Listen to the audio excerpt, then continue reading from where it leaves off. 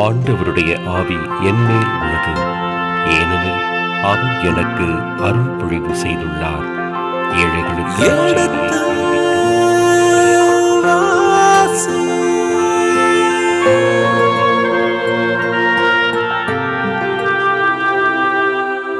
எடுத்து வாசி.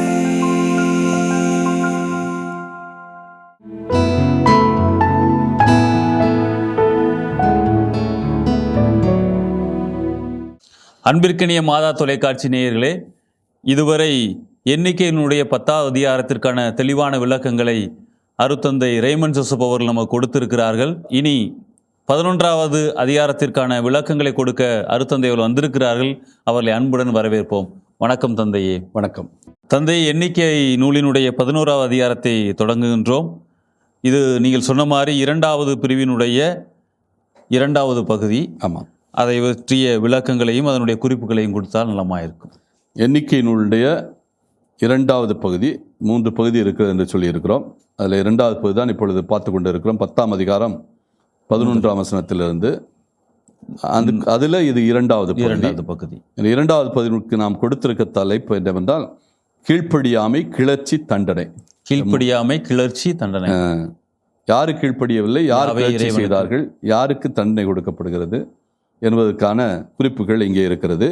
இதை நம்ம 5 பிரிவுகளாக 3 இதை நாம் 4 பிரிவுகளாக பிரிக்கலாம்.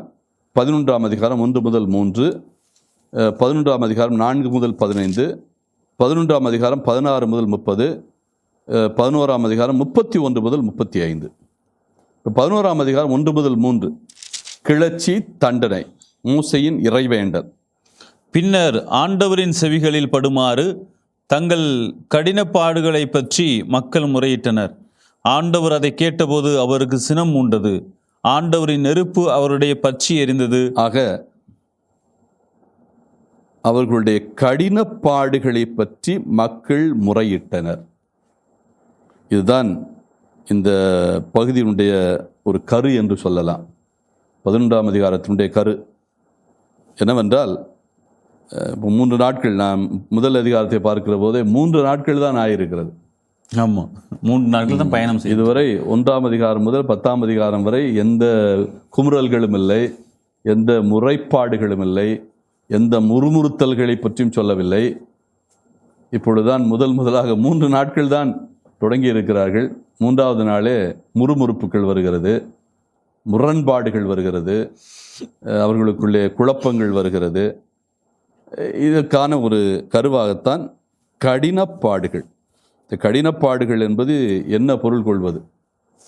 ஒன்று உணவு பிரச்சனையாக இருக்கலாம், அல்லது அவர்கள் நடந்து போகின்ற போது அவர்களுக்கு வருகின்ற உடல் வேதனைகளாக இருக்கலாம். என்றால் 3 நாட்கள் நடந்து போகின்ற போது பிள்ளைகள் இருக்கிறார்கள், பெரியவர்கள் இருக்கிறார்கள், அவர்களுக்கு உடல் வேதனைகள், வாதைகள் எல்லாம் இருக்கும். ஒருவேளை அப்படி நாம் பொருள் கொள்ள வேண்டுமா? அல்லது இவர்களுக்கு தேவையான உணவு கிடைக்கவில்லை என்பதை நாம் சிந்தித்து பார்க்க வேண்டுமா? அந்த ஒரு சிந்தனையும் இருக்கிறது. உணவு பிரச்சனையும் இருக்கிறது. பாலைவனத்தில் இவர்கள் விரும்பிய உணவெல்லாம் கிடைக்காது. ஆனால் ஏற்கனவே நாம் விடுதலை பயண நூலிலே 16ஆம் அதிகாரம் 15ஆம் அதிகாரத்தில் தான் இவங்க செங்கடலை கடந்து சீனாய் மலை பகுதிக்கு வந்திருக்கிறார்கள். அந்த சீனாய் மலையினுடைய பகுதி என்பது நான் ஏற்கனவே சுட்டிக்காட்டியபடி பல பாலைவனங்களை கொண்டது. அவர்கள் சில பாலைவனங்களை கடந்து வர வேண்டியிருக்கிறது. முதலாவதாக ஷூர் பாலைவனத்தை கடக்க வேண்டியிருக்கிறது, ஏத்தான் பாலைவனத்தை கடக்க வேண்டியிருக்கிறது. அவர்கள் ஷூர் பாலைவனத்தை கடக்கின்ற போதே தண்ணீர் இல்லை. மாரா என்ற இடத்திலே வருகின்றார்கள். அங்கு தண்ணீர் இருக்கிறவர்கள் கிணற்றை தேடினால் தண்ணீர் கசக்கிறது. உடனே அவர் தண்ணீரை நல்ல தண்ணீராக மாற்ற இறைவனுடைய நம்பி அங்கிருந்த மரக்குச்சிகளை, கிளைகளை வெட்டி போட்டு அதை நல்ல தண்ணியாக மாற்றுகிறார். அவ்வாறு யாவே அவர்களுக்கு கருணை கண் காட்டுகிறார். தண்ணீரை நல்ல தண்ணீராக மாற்றுகிறார். 16ஆம் அதிகாரத்தில் மாரா, அந்த இடத்திற்கு மாரா என்ற பெயர் வந்ததற்கு காரணமே கசப்பு. இதை எட்டியலாஜிக்கல் ஸ்டோரி என்று சொல்வார்கள். எட்டியலாஜிக்கல் ஸ்டோரி என்றால் புனைக்கதைகள் அல்லது வெறும் கதைகள் வழியாக ஒரு மூலத்தை, ஒரு இடத்தினுடைய அல்லது பெயருடைய அல்லது ஒரு ஆளினுடைய ஒரு பொருளினுடைய மூலத்தை கண்டுபிடிப்பது. இந்த பெயர் எப்படி வந்தது, இந்த இடத்திற்கு இந்த பெயர் எப்படி வந்தது, அதற்கு ஒரு கதையை சொல்லுவது. இதுதான் எட்டியலாஜிக்கல் ஸ்டோரி. இது தொடக்க நூலில் அதிகமாக இடம்பெறும். அதே போல் விடுதலை பயன் நூலும் இருக்கிறது. இப்பொழுது நாம் என்னாகமத்திலும் இதை பார்க்க முடியும், பின்னால் நாம் அதை பார்க்க முடியும். எட்டியலாஜிக்கல் ஸ்டோரிஸ்.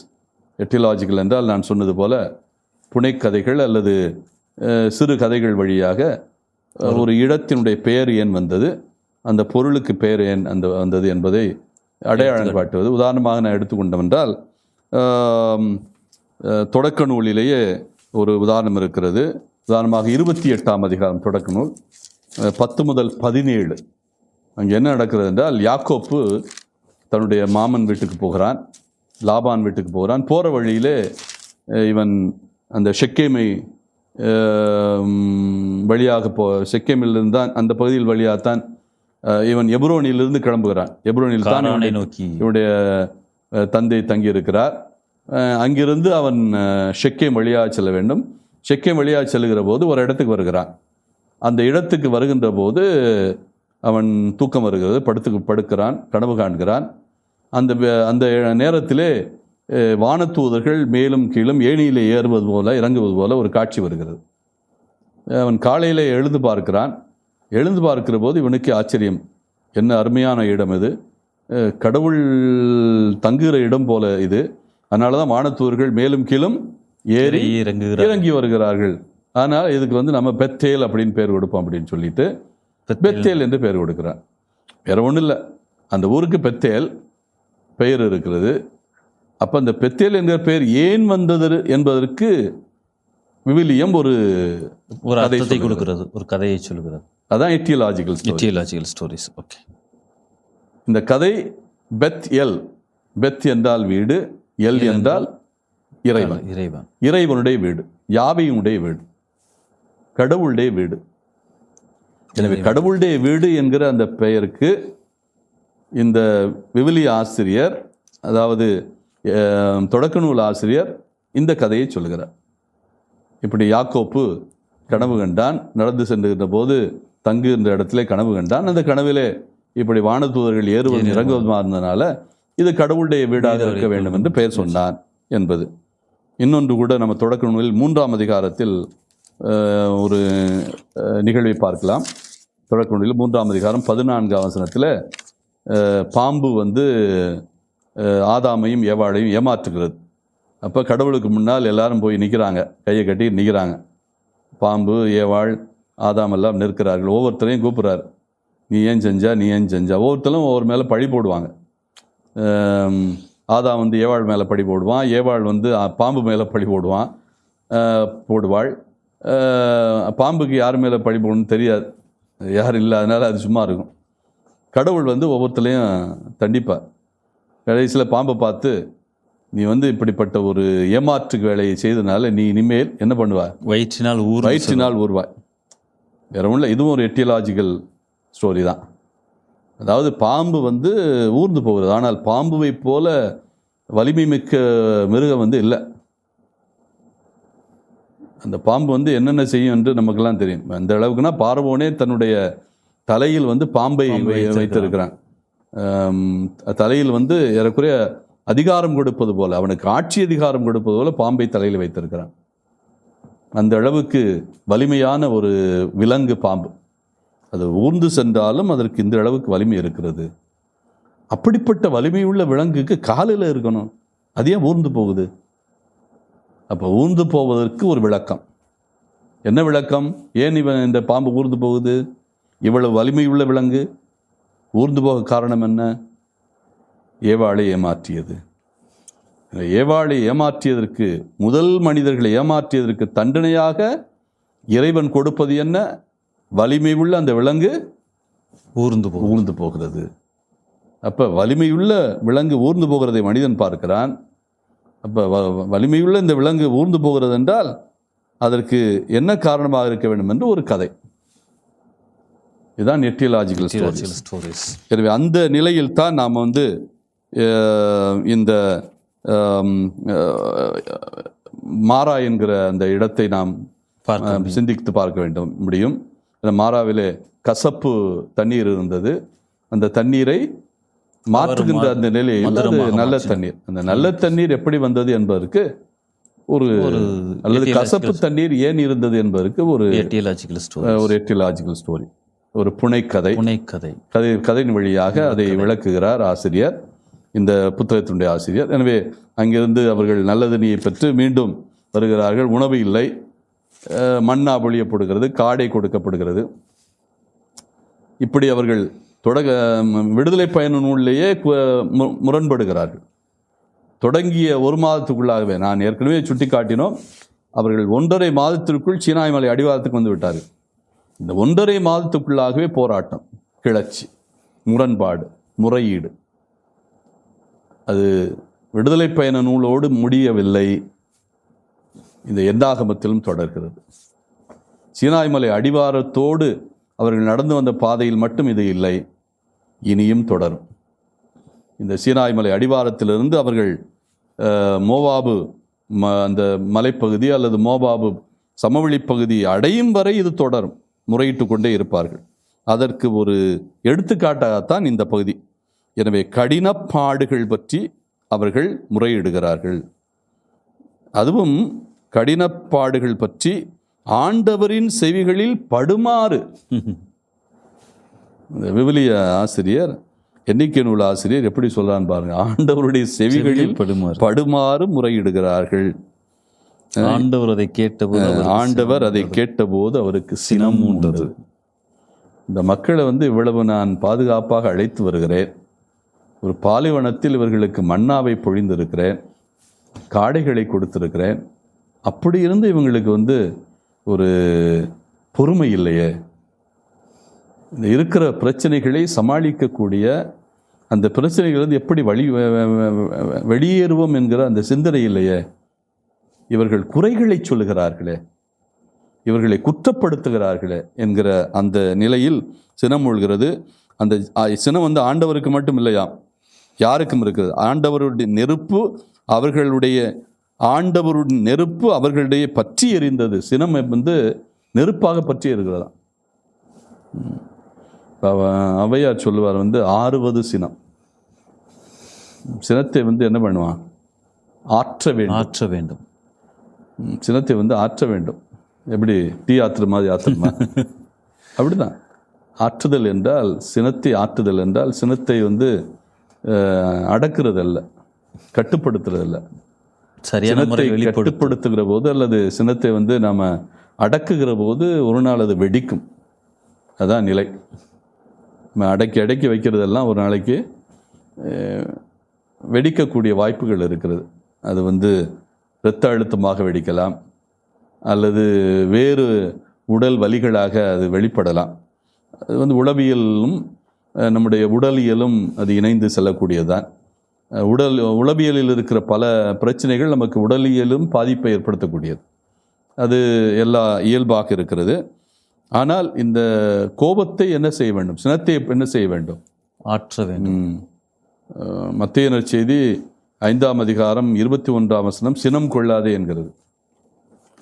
பழைய ஏற்பாடு கொலை செய்யாதே என்றுதான் சொல்லி இருக்கிறது. நானும் உங்களுக்கு சொல்கிறேன், சினம் கொள்ளாதீர்கள் அப்படின்னு பழைய ஏற்பாட்டிலிருந்து கொஞ்சம் மாறுபட்ட கருத்தை சொல்லுகிறது, வேறுபட்ட கருத்தை சொல்லுகிறது.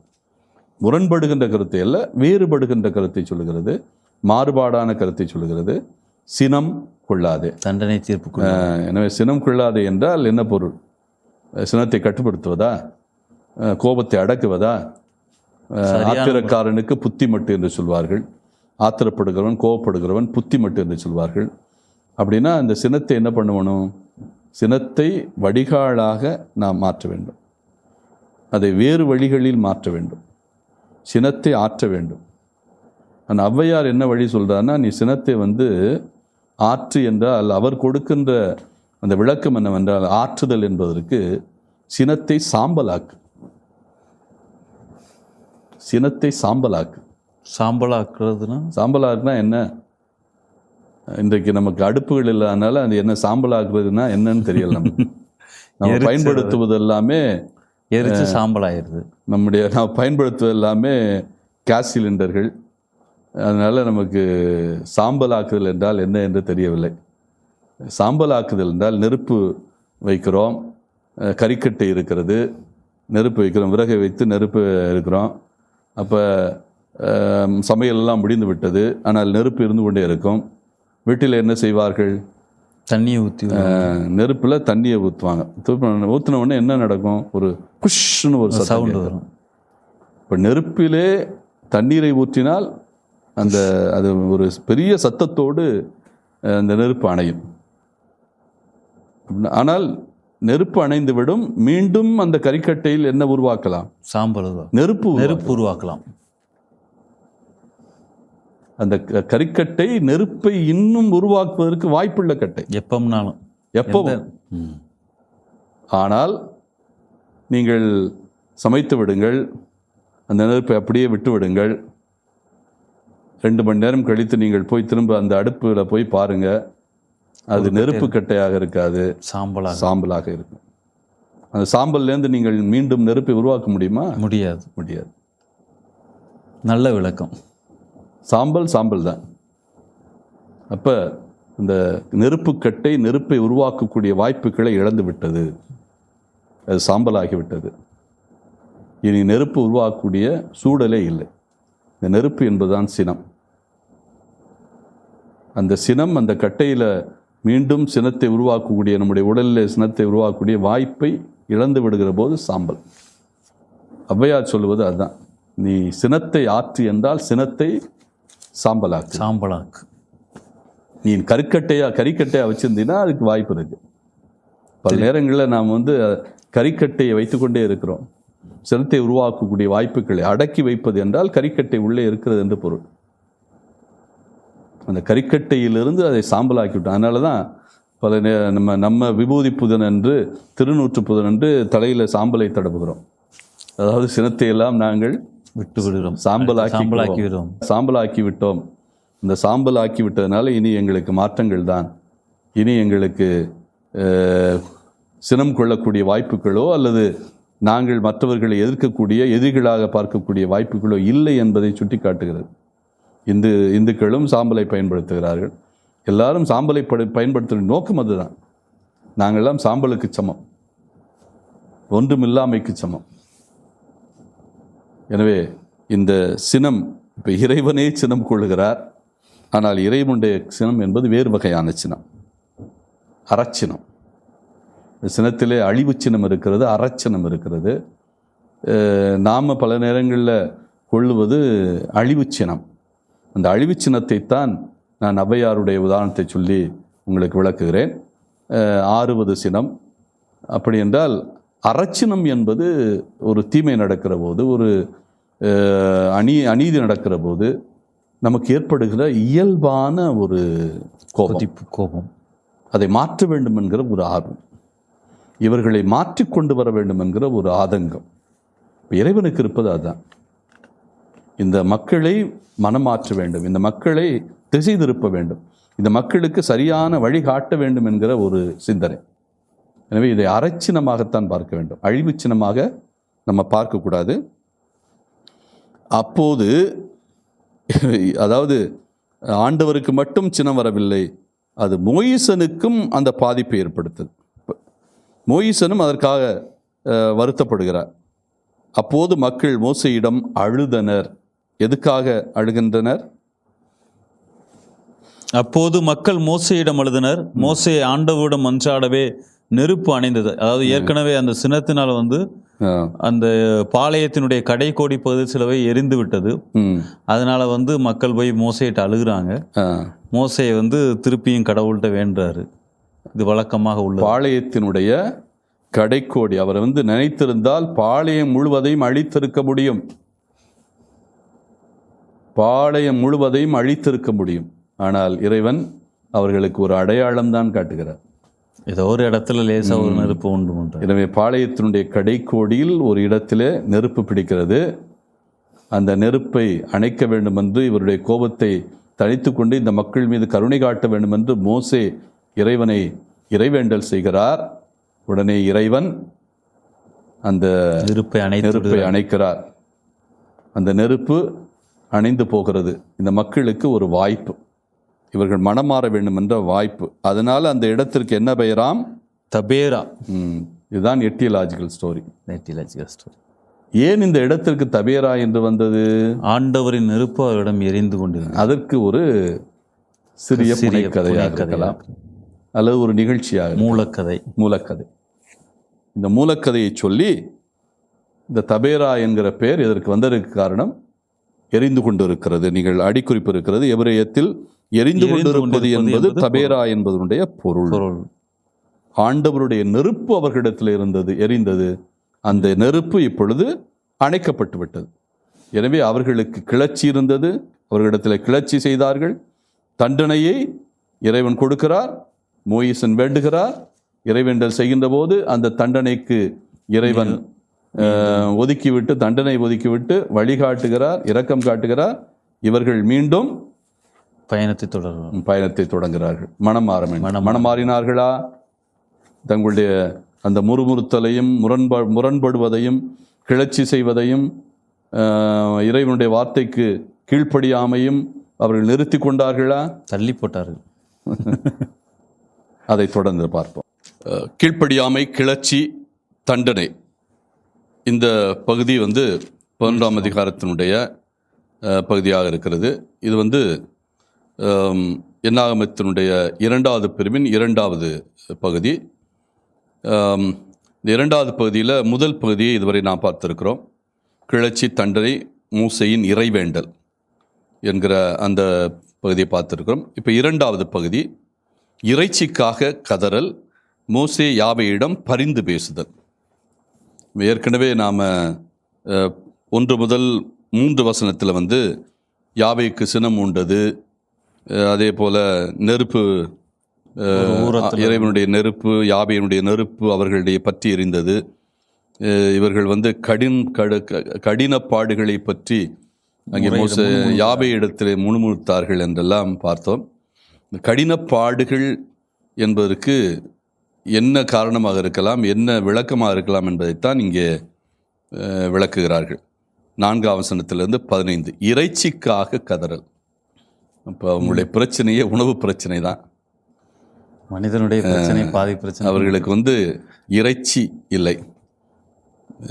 உணவு சரியாக இருந்துச்சுன்னா எல்லாமே சரியாயிரும். ஆனால் பாலைவனத்தில் உணவு சரியாக கொடுக்க முடியாது. யாவையும் முயற்சி செய்திருக்கிறார், மன்னாவை கொடுத்திருக்கிறார். ஆனால் மன்னா மட்டும் அவர்களை திருப்திப்படுத்தவில்லை. ஏன்னா அவங்க இறைச்சி தின்று வளர்ந்த மக்கள், கால்நடைகளை தின்னதுனால கால்நடைகள் தான் அவர்களுக்கு உணவே. அதனால் அந்த கால்நடைகள் அவர்களுக்கு கால்நடைகள் இருக்கிறது, அதை பயன்படுத்த உண்ணலாம். அவர்கள் அதற்கு தானே வளர்க்கிறார்கள். கால்நடைகள் எல்லாம் பலிகளுக்காக வளர்க்கிறார்கள், உண்பதற்காக வளர்க்கிறார்கள், உடைகளுக்காக வளர்க்கிறார்கள். அது மட்டும் அவர்களுடைய பிரச்சனை இல்லை. 4ஆம் வசனத்திலிருந்து நாம் பார்த்தோம் என்றால் 15ஆம் வசனம் வரை ஆரம்பத்திலே தெளிவாக அவருடைய பிரச்சனை, மிக முக்கியமான பிரச்சனை பற்றி சொல்லுகிறது. மேலும் அவர்களிடையே இருந்த பல இன மக்கள் உணவில் பெரும் விருப்பு கொண்டனர். பல இன மக்கள், நாம் இதை நிச்சயமாக விளக்கித்தான் ஆக வேண்டும். பல இன மக்கள், இஸ்ராயேல் மக்களோடு பயணம் செய்தவர்கள் இஸ்ராயேல் இனத்தைச் சேர்ந்தவர்கள் மட்டுமல்ல, அங்கே பல இன மக்களும் இருந்தார்கள் என்பதைத்தான் இது சுட்டி காட்டுகிறது. இதே பகுதியிலே நாம் பின்னாலே பார்ப்போம். என்னாகமத்தில் ஆரோனும் அவருடைய தமக்கையார் மிரியமும் மோசேக்கு எதிராக கிளர்ச்சி செய்வார்கள். அதற்கு அடிப்படை காரணமே அவர் ஒரு எத்தியோப்பிய பெண்ணை திருமணம் செய்து கொண்டார். மோசே எத்தியோப்பிய மனைவியை பெண்ணை திருமணம் செய்து கொண்டார். அப்படின்னா எத்தியோப்பியர்களும் இருக்கிறார்கள். எத்தியோப்பியாவை சேர்ந்த பெண். அது மாதிரி லேவியர் புத்தகம் 24ஆம் அதிகாரம் என்று நினைக்கிறேன். 24ஆம் அதிகாரத்தில் நாம் சுட்டி காட்டினோம். அதாவது அங்கே ஒரு பிரச்சனை வருகிறது. அந்த அந்த குழுவில் அவர்கள் தங்கியிருக்கிற அந்த இடத்துல வந்து எகிப்தியனும் இஸ்ராயலரும் மணந்த அவர்களுக்கு பிறந்த இஸ்ரேல பெண்ணுக்கும் எகிப்திய ஆணுக்கும் பிறந்த ஒருவன் இருக்கிறான். அவன் வந்து யாவையை பழித்து விட்டான். அவனை என்ன செய்வது என்கிற ஒரு பிரச்சனை வருகிறது.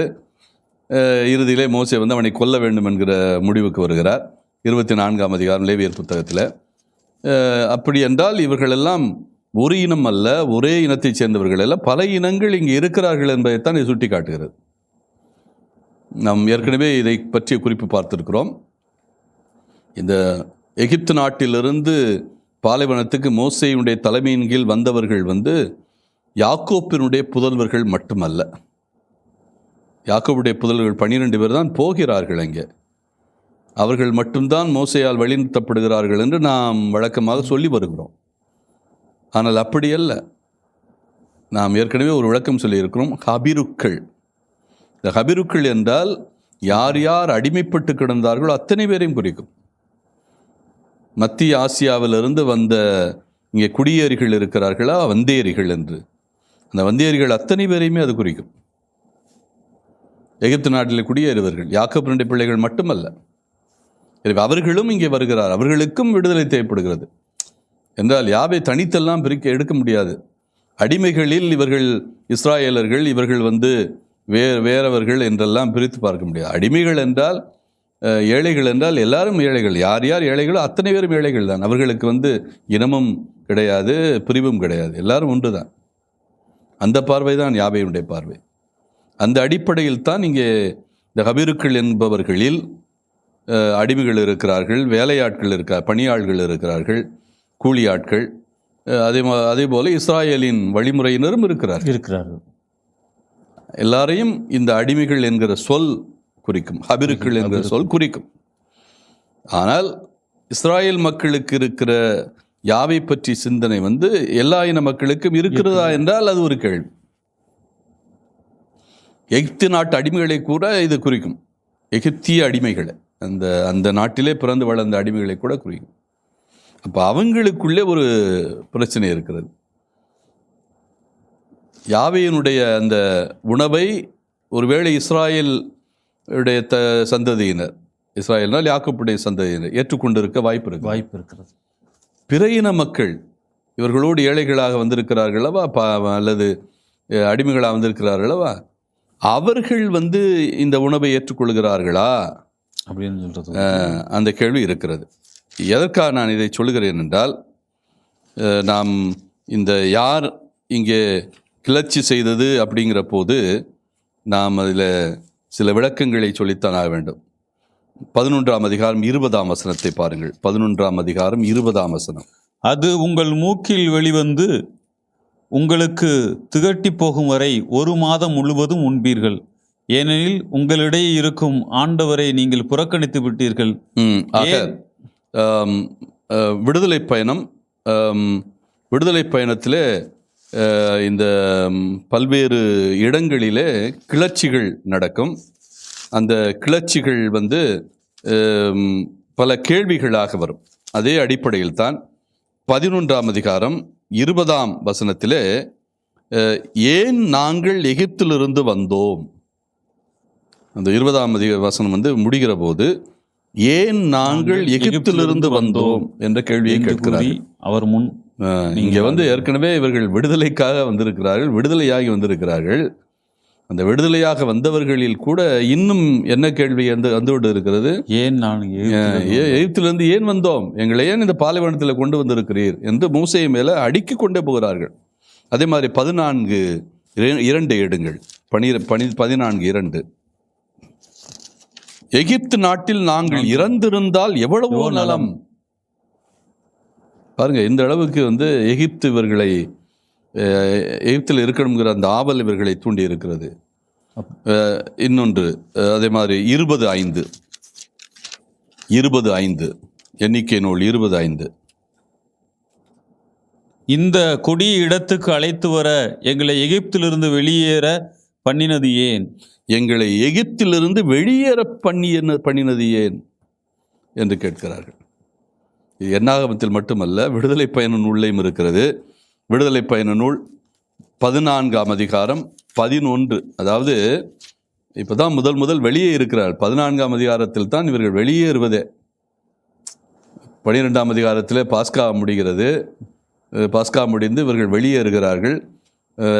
சுக்கோத்து என்கிற இடத்துல முதலில் தங்குகிறார்கள். அதற்கு பிறகு ஏத்தாம் என்கிற இடத்துக்கு வருகிறார்கள். இப்படி சுக்கோத்து ஏத்தாம் என்கிற இடத்துக்கு வருவதற்குள்ளாகவே இவர்களுக்குள்ளே குழப்பம். அதிகபட்சம் போனால் 3 நாட்கள் நடந்திருப்பார்கள் அல்லது 2 நாட்கள் நடந்திருப்பார்கள். அந்த 2 நாள் நடந்ததற்குள்ளாகவே அவர்களுடைய உள்ளத்திலே உள்ள அந்த எகிப்திய தாகத்தை பாருங்கள். 14ஆம் வசனம், 2ஆம் வசனம், 14ஆம் அதிகாரம் 11ஆம் வசனம். அவர்கள் மோசேயை நோக்கி, எகிப்தில் சவக்குழிகள் இல்லையென்றா நீர் எங்களை பாலை நிலத்தில் சாவதற்கு இழுத்து வந்தீர். எகிப்திலிருந்து எங்களை வெளியேற்றி இப்படி எங்களுக்கு செய்து விட்டீரே. எங்களை விட்டு எகிப்தில் தான் இருக்கிறாங்க. இன்னும் எகிப்திற்குள்ள இருந்தாலும் இந்த பார்வோனிடமிருந்து எங்களை அழைத்து கொண்டு வந்து விட்டீரே. எகிப்தில் சவக்குழிகள் இல்லை என்றா சாவதற்கு எங்களை நீர் பாலை நிலத்திலிருந்து இழுத்து வந்திருக்கிறீர். ஏதோ வழிய போய் இவர்களெல்லாம் இழுத்து வந்தது போல சொல்லுகிறார்கள். அந்த அளவுக்கு அவர்களுக்கு எகிப்தில் இருக்கணுங்கிற ஆதங்கம். அதே மாதிரி 16ஆம் அதிகாரம் 3. ஏற்கனவே செங்கடலை கடந்து விட்டார்கள் அல்லது நாணல் கடலை கடந்து விட்டார்கள். கடந்த பிறகு இஸ்ராயேல் மக்கள் அவர்களை நோக்கி, இறைச்சி பாத்திரத்தின் அருகில் அமர்ந்து அப்பம் உண்டு நிறைவடைந்து எகிப்து நாட்டிலேயே ஆண்டவர் கையால் நாங்கள் இறந்திருந்தால் எத்துணை நலமாயிருந்திருக்கும். அதாவது எங்களுக்கு இங்க வந்து கடுமையான துன்பங்களை அனுபவிப்பதை விட, உணவு இல்லையே, வெயில் அடிக்கிறது என்று நாங்கள் வருத்தப்படுவதை விட, அங்கே வந்து நல்லா இறைச்சியை சாப்பிட்டுட்டு மீனையும் சாப்பிட்டுட்டு அங்கேயே செத்து போனால் கூட எங்களுக்கு மேல் என்று சொல்லுகிறார்கள். அதே போல 17ஆம் அதிகாரம் 3ஆம் வசனம். அங்கு தண்ணீரின்றி தவித்ததால் மக்கள் மோசையை எதிர்த்து முறுமுறுத்து, நீர் எகிப்திலிருந்து எங்களை வெளியேறச் செய்தது எங்களையும் எங்கள் பிள்ளைகளையும் கால்நடைகளையும் தாகத்தால் சாகடிக்கவா? ஆக பாருங்கள், எப்படி எகிப்திலிருந்து வெளியேறியதை இவர்கள் ஒரு குறையாகவே சொல்லுகிறார். இது வந்து இவர்கள் ஒரு இனமாக இருந்தால் இந்த குறைகள் வந்திருக்காது. இஸ்ராயல் மக்கள் மட்டும் இருந்தால் எகிப்தை பற்றிய எண்ணங்கள் வந்திருக்காது. என்றால் இவர்கள் அடிப்படையில் எகிப்தியர்கள் அல்ல. அவர்களுடைய உண்மையான உறைவிடம் அல்லது அவர்களுடைய இருப்பிடம் வந்து மெசபடோமியா என்பது மத்திய ஆசியா பகுதி, அல்லது கானா நாடு என்பது அவர்கள் குடியிருந்த நாடு. எனவே அங்கே வருவதற்குத்தான் அவர்கள் விருப்பப்பட்டார்கள். ஆனால் எகிப்தியர்கள் இந்த பகுதிகளுக்கெல்லாம் வர விருப்பப்பட்டிருக்க மாட்டார்கள். எனவே எகிப்திலே இருந்தவர்களும் கூட இருப்பதனால தான் இந்த பிரச்சனைகள் எல்லாம் வருகிறது. ஒருவேளை அந்த பொருளில் தான் நாம் இதை எடுத்துக்கொள்ள வேண்டும். இங்கும் குறிப்பு இருக்கிறது. மேலும் அவர்களிடையே இருந்த பல இன மக்கள் உணவில் பெருவிருப்பம் கொண்டனர். இஸ்ரேல் மக்களும் மீண்டும் அழுது கூறியது. அவங்களும் சேர்ந்துக்கிட்டாங்க. நமக்கு உண்ண இறைச்சி யார் தருவார்? நாம் எகிப்தில் செலவின்றி உண்ட மீன், வெள்ளரிக்காய், கொமட்டிக்காய், கீரை, வெங்காயம், வெள்ளப்பூண்டு இவற்றையெல்லாம் நினைத்து பார்க்கிறோமே. ஐயோ, எங்களுக்கு இதெல்லாம் கிடைக்கலையே, வெள்ளப்பூண்டு கிடைக்கலையே, வெங்காயம் கிடைக்கலையே, குழம்பு வைக்க முடியலையே, ஒரு மண்ணாவா இருக்க, இந்த மண்ணு மாதிரி இருக்க, அதில் ருசி இல்லையே. இதுதான் இவர்களுடைய கதறல், புலம்பல்.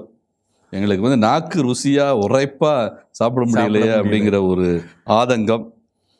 ஆனால் இப்பொழுதோ நம் வலிமை குன்றி போயிற்று, மன்னாவை தவிர வேற எதுவும் நம் கண்ணுக்கு படுவதில்லையே. பார்க்கறதெல்லாம் மண்ணாவா இருக்கு. சுத்தி சுத்தி பார்த்தா மண்ணாதான் இருக்கு. எங்களுடைய கண்ணுக்கு பசுமை தரக்கூடிய காய்கறிகள் இல்லை, இறைச்சிகள் இல்லை, மாமிசங்கள் இல்லை, சைவ உணவும் இல்லை, அசைவ உணவும் இல்லை. எங்களுக்கு நாங்கள் இப்போ பார்க்குறது எல்லாமே மண்ணாதான். மண்ணாவே சாப்பிட்டு நாங்கள் எத்தனை நாளுக்கு தான் இந்த பாலைவனத்தில் வாழுவது? அப்படி என்றால் இந்த மன்னாவை பற்றிய அது வந்து மன்னாவை பற்றி ஒரு தவறான பார்வை கொடுக்கிறது என்றாலும், அடிப்படையில் உணவு என்கிற பார்வையில் தான் நம்ம இதை பார்க்க வேண்டும். வேறு வகையான உணவு அவர்களுக்கு வாய்ப்பு இல்லை பாலைவனத்தில். அதுதான் உண்மை. உண்மைதான். நம்மளும் வந்து டெய்லி ஒரே உணவை தின்னுட்டு நம்ம மன்னா வந்து நம்ம வேறு பொருளில் பார்க்கிற போது மன்னா நமக்கு இறைவனுடைய பிரசன்னத்தை சுட்டி காட்டுகிறது. அது ஒன்றுதான் அவர்களுக்கு ஒரு வாய்ப்பு போல இருந்தது. அப்படி இருந்தாலும் அவர்களுக்கு சலித்து போய்விட்டது. மன்னாவே சாப்பிட்டு சலித்து போய்விட்டது. இன்னும் ருசியாக சாப்பிட வேண்டும் என்கிற ஒரு விருப்பம் இருந்தது. அந்த விருப்பம் இந்த பாலைவனத்தில் நிறைவேறவில்லை. அதனுடைய வெளிப்பாடு தான் இந்த அழுதலும் புலம்பலும் குமுறலும் முறையீடுகளும். இறைவனிடத்திலே முறையிடுகிறார்கள். இந்த 7 முதல் குறைய 9, அதை தொடர்ந்து வருகின்ற பகுதி 9 வரை மன்னாவை பற்றிய குறிப்பு இருக்கிறது. இந்த மன்னான்னா என்ன அப்படிங்கிற ஒரு குறிப்பு இருக்கிறது. இந்த மன்னா என்பது என்ன? இது வந்து 2வது மாதம் 15ஆம் நாள், அதாவது 2வது மாதம் 15ஆம் நாள் என்றால் முதல் மாதம் வந்து நீசானுடைய 15ஆம் நாள் தான் பாஸ்கா விழா. அவர்கள் பாஸ்கா விழா கொண்டாடித்தான் வெளியேறுகிறார். இப்போ அதற்கு பிறகு 1 மாதம் கழித்து, சரியாக 1 மாதம் கழித்து 2ஆம் மாதம் 15ஆம் நாள், இந்த மாதத்திற்கு வந்து ஐயர் என்று பெயர். இந்த ஐயர் மாதத்தில் 15ஆம் நாள் இவர்கள் ஏறக்குறைய இருக்கின்ற இடம் மாராவை தாண்டி இப்பொழுது அவர்கள் ஏத்தான் பாலைவன பகுதிக்கு வந்திருக்கிறார்கள். ஒருவேளை எலீம் பகுதியாக இருக்க வேண்டும். எலீம் பகுதி அந்த பகுதியாக இருக்க வேண்டும். அந்த பகுதியில் வந்தபோது அவர்களுக்கு மன்னா வழங்கப்படுகிறது. 2ஆம் மாதம் 15ஆம் நாள் தான், ஐயர் மாதம் 15ஆம் நாள் மன்னா வழங்கப்படுகிறது. சீனாய் பாலைவனத்தை அவர்கள் சீன் பாலைவனத்தை கடந்திருக்கிறார்கள். ஏலிமை கடந்து வந்திருக்கிறார்கள். ஏலிமில் வந்து 12 நீரூற்றுக்கள் இருக்கிறது. 12 பேரிச்சம்பழம் மரங்கள் இருக்குது. அங்கெல்லாம் அவங்களுக்கு பிரச்சனை தெரியல. அதை கடந்து ஷீன் பாலைவனத்துக்கு வருகிறார்கள். இந்த ஷீன் பாலை நிலத்தில் தான் பிரச்சனை, உணவு இல்லை. எனவே மக்கள் முறையிட ஆரம்பிக்கிறார்கள். இந்த செங்கடலை கடந்து இந்த ஷீன் பாலைவனம் வந்தபோது அங்கே அவர்களுக்கு உணவு இல்லை. அப்போ உணவுக்கு முறையிடுகிற போது இறைவன் என்ன செய்கிறார்? மன்னாவை கொடுக்கிறார். இப்போ மன்னான்னு ஏன் பேர் வந்துச்சு? அவங்களுக்கு அது என்ன தெரியலை. அதனால என்னன்னு கேட்டாங்க. எபிரேய மொழியில் என்னன்னா மன்னா. எபிரேய மொழியில் என்ன என்ற கேள்விக்கு உரிய வார்த்தை வந்து மன்னா. அதுவே பெயராய் அமைந்தது. என்ன என்பதே பெயராய் அமைந்தது. அது உணவின் பெயராக மாறியது. இப்போ மன்னானா என்ன? அதற்கு விளக்கம் வந்து 7ஆம் வசனத்தில் இருக்கிறது. 11ஆம் அதிகாரம் 7ஆம் வசனத்தில், மன்னா கொத்துமல்லி விதை போன்றும் அதன் தோற்றம் முத்து போன்றும் என்றால் வெள்ளை, அதைத்தான் முத்து என்று சொல்கிறார்கள். வெண்மையாக இருந்தது. விதை போல இருந்தது, கொத்தமல்லி விதை போல இருந்தது. மக்கள் வெளியில் சென்று அதை சேகரித்தனர். வெளியில தான் அது கொட்டி கிடக்கிறது, அதை சேகரிக்கிறார்கள். அரவைக்கல்லில் அரைத்தனர் அல்லது உரலில் போட்டு இடித்தனர். இடிக்கவும் செய்யலாம், அரவைக்கல்லில் அதை வந்து அரைக்கவும் செய்யலாம். பானைகளில் அதை வேக வைத்து அதில் அப்பங்கள் செய்தனர். பானைகளில் வேதை வைத்து அப்பங்களாக அதை செய்தனர். அதன் சுவை எண்ணெயில் செய்த அப்பங்களின் சுவையை ஒத்திருந்தது. இரவில் பாளையத்தின் மேல் பனி விழும்போது மன்னாவும் அதனுடன் விழுந்தது. இரவில் பாளையத்தின் மீது பனி பொழிகிற போது மன்னாவும் விழுந்தது. இதெல்லாம் இந்த மன்னானா என்ன, அது எப்படி இருக்கும்? இதே போல நீங்கள் அந்த மன்னா வழங்கப்படுகிற விடுதலை பயண நூல், அங்குதான் முதலாக மன்னா வழங்கப்படுகின்ற அந்த செய்தி இருக்கிறது. இது வந்து இந்த மன்னாவை பற்றிய குறிப்பு மட்டும்தான் இந்த பகுதி. அதாவது இவர்கள் மன்னாவை ஒரு குறிப்பாக சொல்லுகிறார்கள்.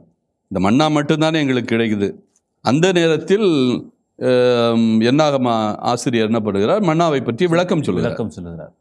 அப்போ இந்த மன்னா பொழியப்பட்ட போது அவர்கள் அதை பற்றி எப்படி அறிந்தார்கள்? அந்த மன்னா எப்படி இருந்தது? 16ஆம் அதிகாரம் 14 முதல் 15.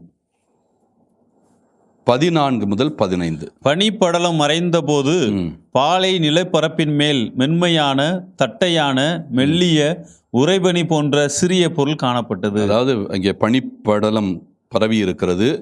அப்படின்னால் காலை நேரம், இரவிலே விழுந்து விட்டது, காலை நேரத்திலே பனி படர்ந்து இருக்கிறது. அந்த வெயில் வந்த உடனே அப்படியே இளம் வெயிலில் அப்படியே பனிகள் எல்லாம் மறைகிறது.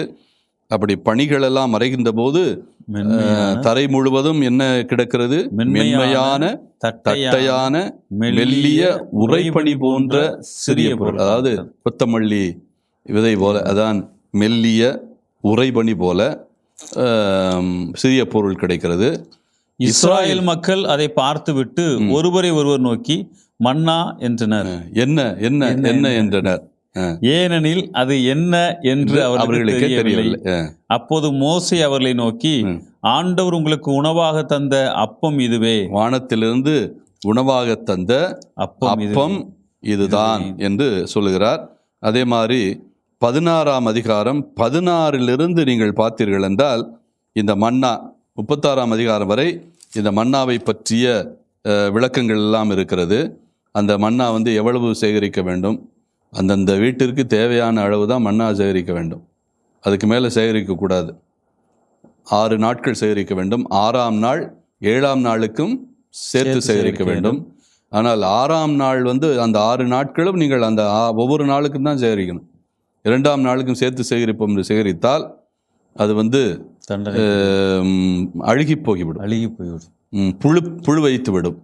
அடுத்த நாள் இருந்தால் புழு வைத்து விடும். அதனால் ஒரு நாளுக்கு மட்டும்தான் அதற்கு கேரண்டி. ஒரு நாளுக்கு மட்டும்தான் அன்றைக்கு உள்ள அப்பமாக இருக்கிறது.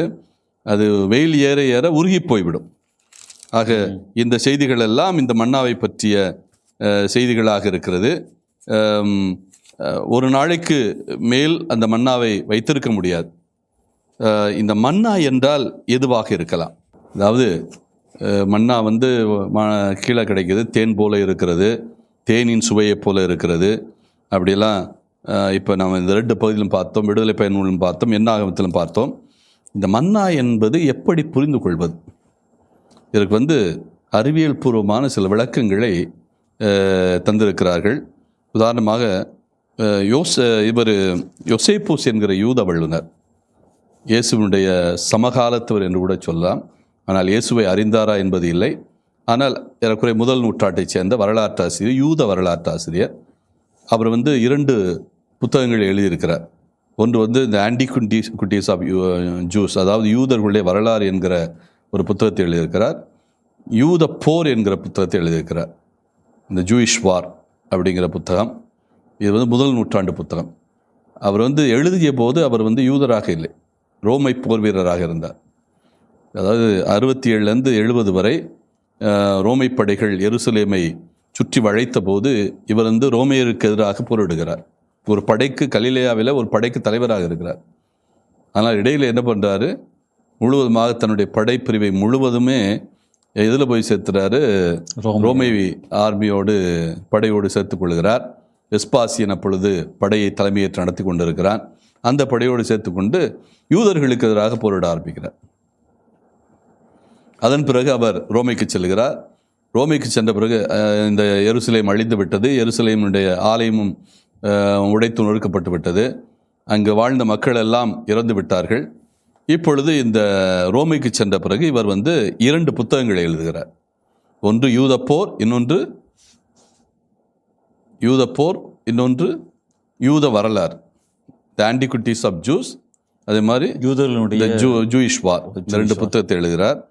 அதில் இந்த ஆன்டிகுட்டிஸ் ஆஃப் ஜூஸ், அதாவது யூத வரலாறு என்கிற அந்த புத்தகத்தில் 111வது அதிகாரத்தில் 1ஆம் பிரிவு 7வது எண்ணிக்கையில் வசனத்தில் மழை பொழியும் போதெல்லாம் மன்னா இன்றும் பொழியப்படுகிறது அப்படின்னு எழுதுகிறார். அதாவது இது இயேசு வாழ்ந்த காலம். அப்பவும் சீனாய் பாலைவனத்தில் மழை பொழிகிறது போதெல்லாம் மன்னா இன்றும் பொழியப்படுகிறது அப்படிங்கிறார். அப்படின்னா இதை பற்றிய ஆராய்ச்சிகள் எல்லாம் தொடர்ந்து நடந்து கொண்டே இருந்தன. இது என்னன்னு தெரிவதற்கு வரலாற்று பூர்வமாக, அறிவியல் பூர்வமாக முயற்சிகள் நடந்தது. இதே மாதிரி சில அறிவியல் பூர்வ ஆராய்ச்சிகளுக்கு மத்தியில் இது என்னவாக இருக்கலாம் என்று சிலர் யூகிக்கிறார்கள். அப்படி யூகத்தில் வருவதுதான் பாலைவனத்தில், குறிப்பாக சீனாய் பாலைவனத்தில் தமரிஸ்க் என்கிற ஒரு புதர் செடி இருக்கிறது. புதர் என்றால் முள் புதர் மாதிரி, இதுவும் ஒரு புதர் செடி, இது மரம் கிடையாது. தமரிஸ்க் என்கிற ஒரு புதர் செடி. அந்த புதர் செடி வந்து என்ன பண்ணணும், நிறைய இலைகள் இருக்கும். அந்த இலைகளை வந்து தேனீக்கள் வந்து உண்ணும். அதுவும் குறிப்பாக 2 வகையான தேனீக்கள். இந்த தேனீக்களுக்கு இந்த புதர் செடியில் இருக்கிற இலைகள் எல்லாம் ரொம்ப ருசியாக இருக்கும். இது எதுக்காக இந்த இலையை தின்னும் என்றால் அதில் இருக்கிற நைட்ரஜன். இந்த நைட்ரஜனுக்காக இந்த இலைகளை தின்னும். ஆனால் இந்த இலையில் என்ன ஒரு வேடிக்கை என்றால் நைட்ரஜன் குறைவாக தான் இருக்கும், ஆனால் கார்போஹைட்ரேட் அதிகமாக இருக்கும். கார்போஹைட்ரேட் என்பது நம்முடைய உணவுப் பொருள். அரிசியில் வந்து கார்போஹைட்ரேட் தான் அதிகமாக இருக்கு. எனவே உணவுப் பொருளில் கார்போஹைட்ரேட் அதிகமாக இருக்குது இந்த இலைகளில். அப்போ இந்த தேனீக்கள் இதை என்ன பண்ணுமா, நிறைய உண்ணுமா. தேவையான நைட்ரஜன் வரும் அளவுக்கு இந்த இலைகளை உண்டு கொண்டே இருக்கும். அப்போ நைட்ரஜன் மட்டும் எடுத்துக்கிட்டு இந்த கார்போஹைட்ரேட் என்ன பண்ணுமா, கீழே போட்டு வெளியேற்றும். செக்ரீஷன் சொல்கிறோம்ல, அதை வெளியேற்றுகிற போது அந்த கார்போஹைட்ரேட் வந்து வெண்மையாக வரும். குறைய கொத்தமல்லி போல், சின்ன சின்ன கொத்தமல்லிகள் போல் இருக்கும், வெண்மையாக இருக்கும், சின்ன சின்ன உருண்டைகளில். இது வந்து 70 டிகிரி ஃபாரன்ஹீட், அந்த 70 டிகிரிக்கு போகும்போது, வெயில் வருகின்ற போது அப்படியே உருகி போய்விடும். இன்றைக்கும் அந்த நிகழ்வு இருக்கிறது.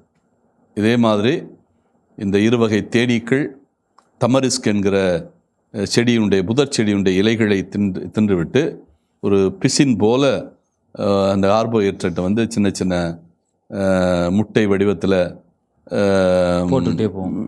வெண்மையான இதுகளை தரையிலையோ அல்லது மரத்தடிகளிலேயோ நிறைய அது வந்து வெளியேற்றும். இது ஒருவேளை இதுதான் மன்னாவாக இருக்கலாம்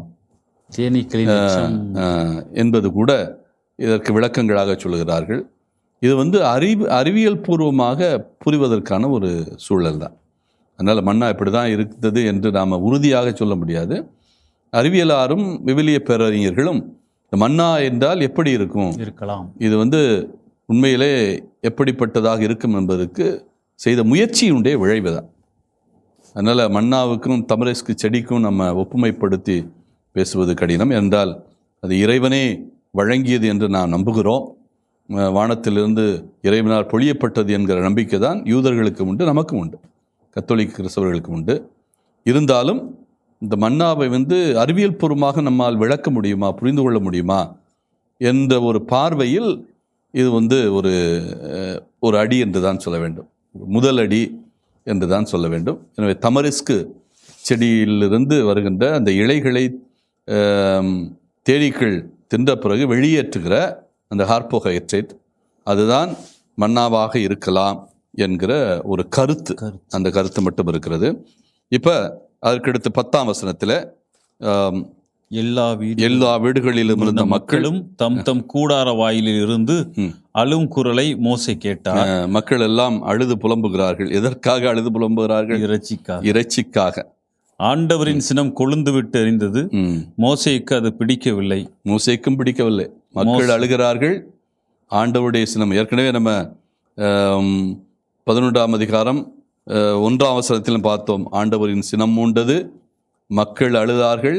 மக்கள் வந்து அழ மட்டுமல்ல, கடின பாடுகளை வைத்து முறையிட்டார்கள். இப்பொழுது ஆண்டவர் மட்டும் கோபப்படவில்லை, மோசேக்கும் அது பிடிக்கவில்லை. அவரும் எரிச்சல் படுகிறார்.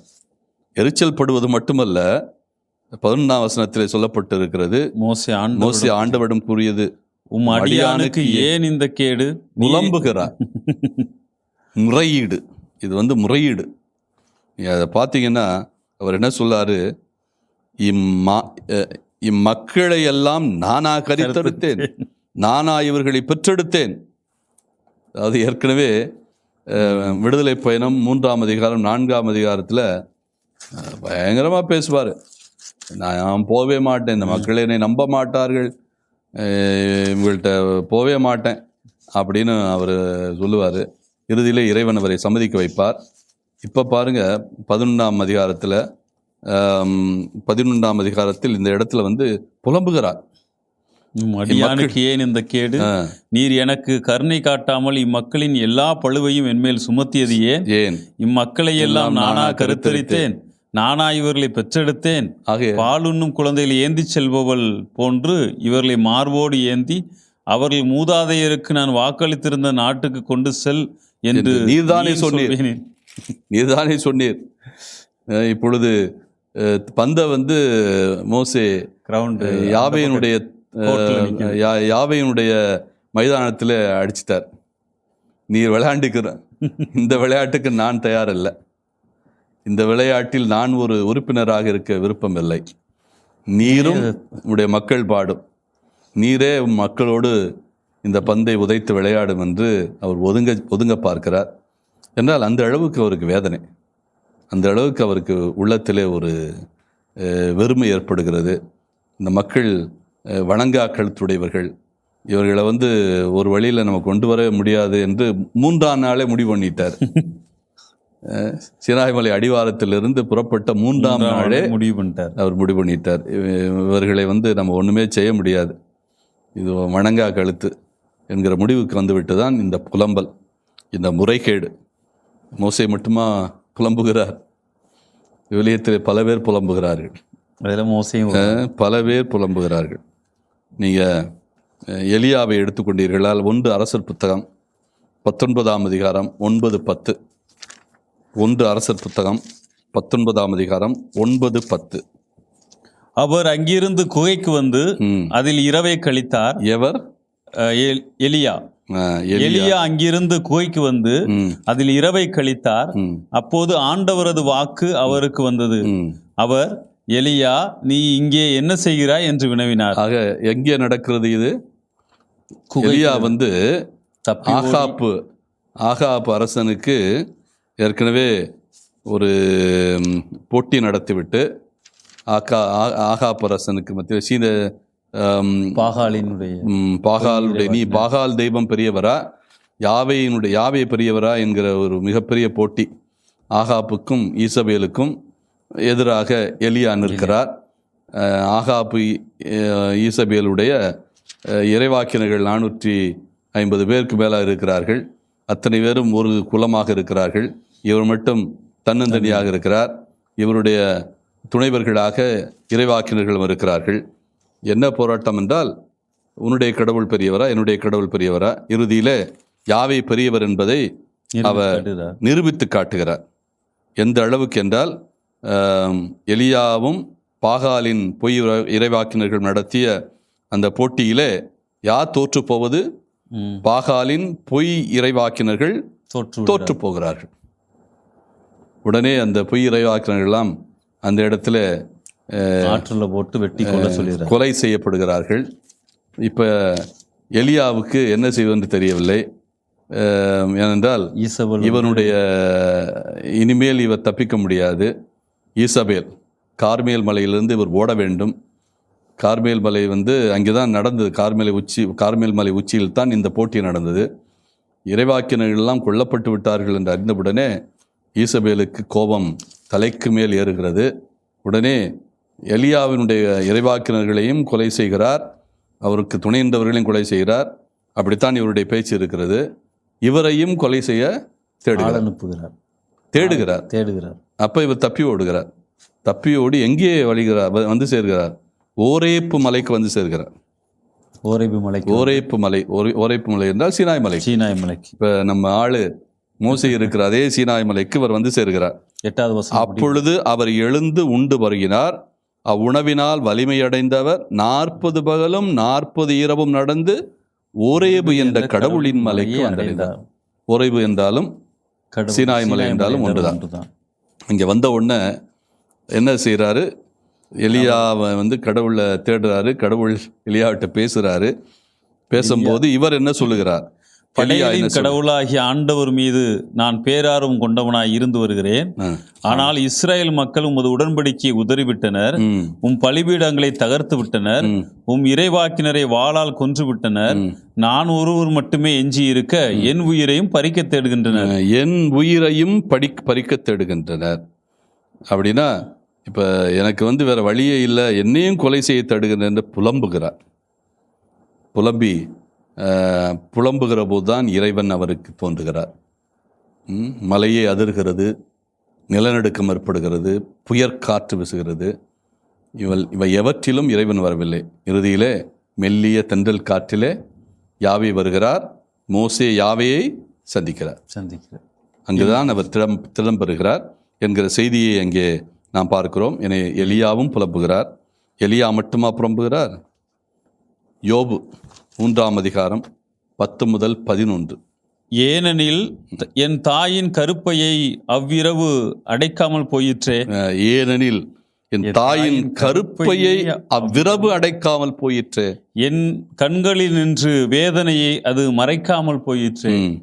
கருப்பையிலேயே நான் இறந்திருக்கலாகாதா? கருப்பையிலேயே நான் இறந்திருக்கலாகாதா? யோபு இந்த அளவுக்கு ஒரு வேதனையை கொட்டித்திருக்கார். நான் அந்த உலகத்தில் ஏன் பிறந்தேன்? இந்த கருப்பையை அந்த இரவு அடைத்திருக்க வேணாமா? என்னை ஏன் இந்த இரவு கருப்பையிலிருந்து வெளியே கொண்டு வந்துச்சு? இந்த கருப்பை ஏன் திறந்தது? அதுக்குள்ளே நான் இறந்திருக்கலாம் அல்லவா? கருப்பை என்று வெளிப்பட்ட உடனே நான் ஒளிந்திருக்கலாகாதா? எந்த அளவுக்கு அவர்கள் வேதனையை கொட்டுகிறார்கள் என்று பாருங்கள். அவங்க மட்டுமா கொட்டினாங்க? எரேமியா முறையிடுகிறார். அவருடைய முறையீடு இதைவிட கொடுமையானது. அவர் ஒரு முறை அல்ல, 5 முறை முறையிடுவார். 11ஆம் அதிகாரம், 15ஆம் அதிகாரம், 17ஆம் அதிகாரம், 18ஆம் அதிகாரம், 20ஆம் அதிகாரம், இந்த அதிகாரங்கள் எல்லாம் எரேமியாவுடைய முறையீடுகளை சொல்லுகிறார். 5 முறை அவர் முறையிடுகிறார் கடவுள்கிட்ட. ஏயா என்னை இந்த பணிக்கு அழைத்திருக்கிறீர்? அதுவும் குறிப்பாக 20ஆம் அதிகாரத்தில் அவர் சொல்லுவது ரொம்ப நமக்கு வேதனையாக இருக்கும். இந்த அளவுக்கு அந்த இறைவாக்கினர் கொடுமைப்படுத்தப்பட வேண்டுமா அப்படிங்கிற ஒரு எண்ணத்தை நம் மத்தியிலே அது உருவாக்கும். எரேமியா 20ஆம் அதிகாரம் 7ஆம் வசனத்தில், ஆண்டவரே, நீர் என்னை ஏமாற்றி விட்டீர், நானும் ஏமாந்து போனேன். ஏயா, நீரே என்னை ஏமாத்திட்டீர், நானும் உம்மை நம்பி ஏமாந்து போய்விட்டேன். அது மட்டுமல்ல, 14ஆம் வசனம் வாசியுங்கள். நான் பிறந்த நாள் சபிக்கப்படட்டும், என் அன்னை என்னை பெற்றெடுத்த நாள் ஆசீர்வராதிருக்கட்டும். என் அன்னை என்னை பெற்றெடுத்த நாள் ஆசீர்வராதிருக்கட்டும் என்று சொல்லுகிறார். உனக்கோர் ஆண் குழந்தை பிறந்துள்ளது என்று செய்தியை என் தந்தையிடம் சொல்லி அவரை மகிழ்ச்சி வெள்ளத்தில் ஆழ்த்தி அந்த மனிதன் சபிக்கப்படுகிறார். அவன் என்ன செய்வான் பாருங்க, எந்த அளவுக்கு அவர்கள் வேதனையில் கொப்பளிக்கிறார்கள் என்று பாருங்கள். 17ஆம் வசனம், தாய் வயிற்றில் நான் இருந்தபோதே அவள் ஏன் என்னை கொல்லவில்லை? என் தாயே எனக்கு கல்லறையாய் இருந்திருப்பாளே, அவள் கருவறையிலேயே என்றும் இருந்திருப்பேனே. கருவறையை விட்டு ஏன் தான் வெளிவந்தேன்? துன்ப துயரத்தை அனுபவிக்கவும் என் வாழ்நாட்களை வெட்கத்தில் கழிக்கவும் தான் வந்தேனோ. இந்த அளவுக்கு வேதனை குரல்களை இவர்களெல்லாம் எழுப்புகிறார்கள் என்றால் அதில் தான் இந்த பணியினுடைய உண்மையான தாக்கம் இருக்கிறது, அவனுடைய அழுத்தம் இருக்கிறது. அதனால தான் மோசே என்ன பண்ணுறாரு? இந்த அளவுக்கு இறைவனுக்கு முன்னால் வேதனையை, மக்களை எல்லாம் நானா கருத்தரித்தேன், நானா இவர்களை பெற்றெடுத்தேன், பாலுண்ணும் குழந்தையை ஏந்தி செல்பவள் போன்று இவர்களை மார்போடு ஏந்தி அவர்கள் மூதாதையருக்கு நான் வாக்களித்த நாட்டிற்கு கொண்டு செல் என்று நீர் சொல்வானேன். இம்மக்கள் அனைவரும் கொடுக்க வேண்டிய இறைச்சிக்கு நான் எங்கே போவேன்?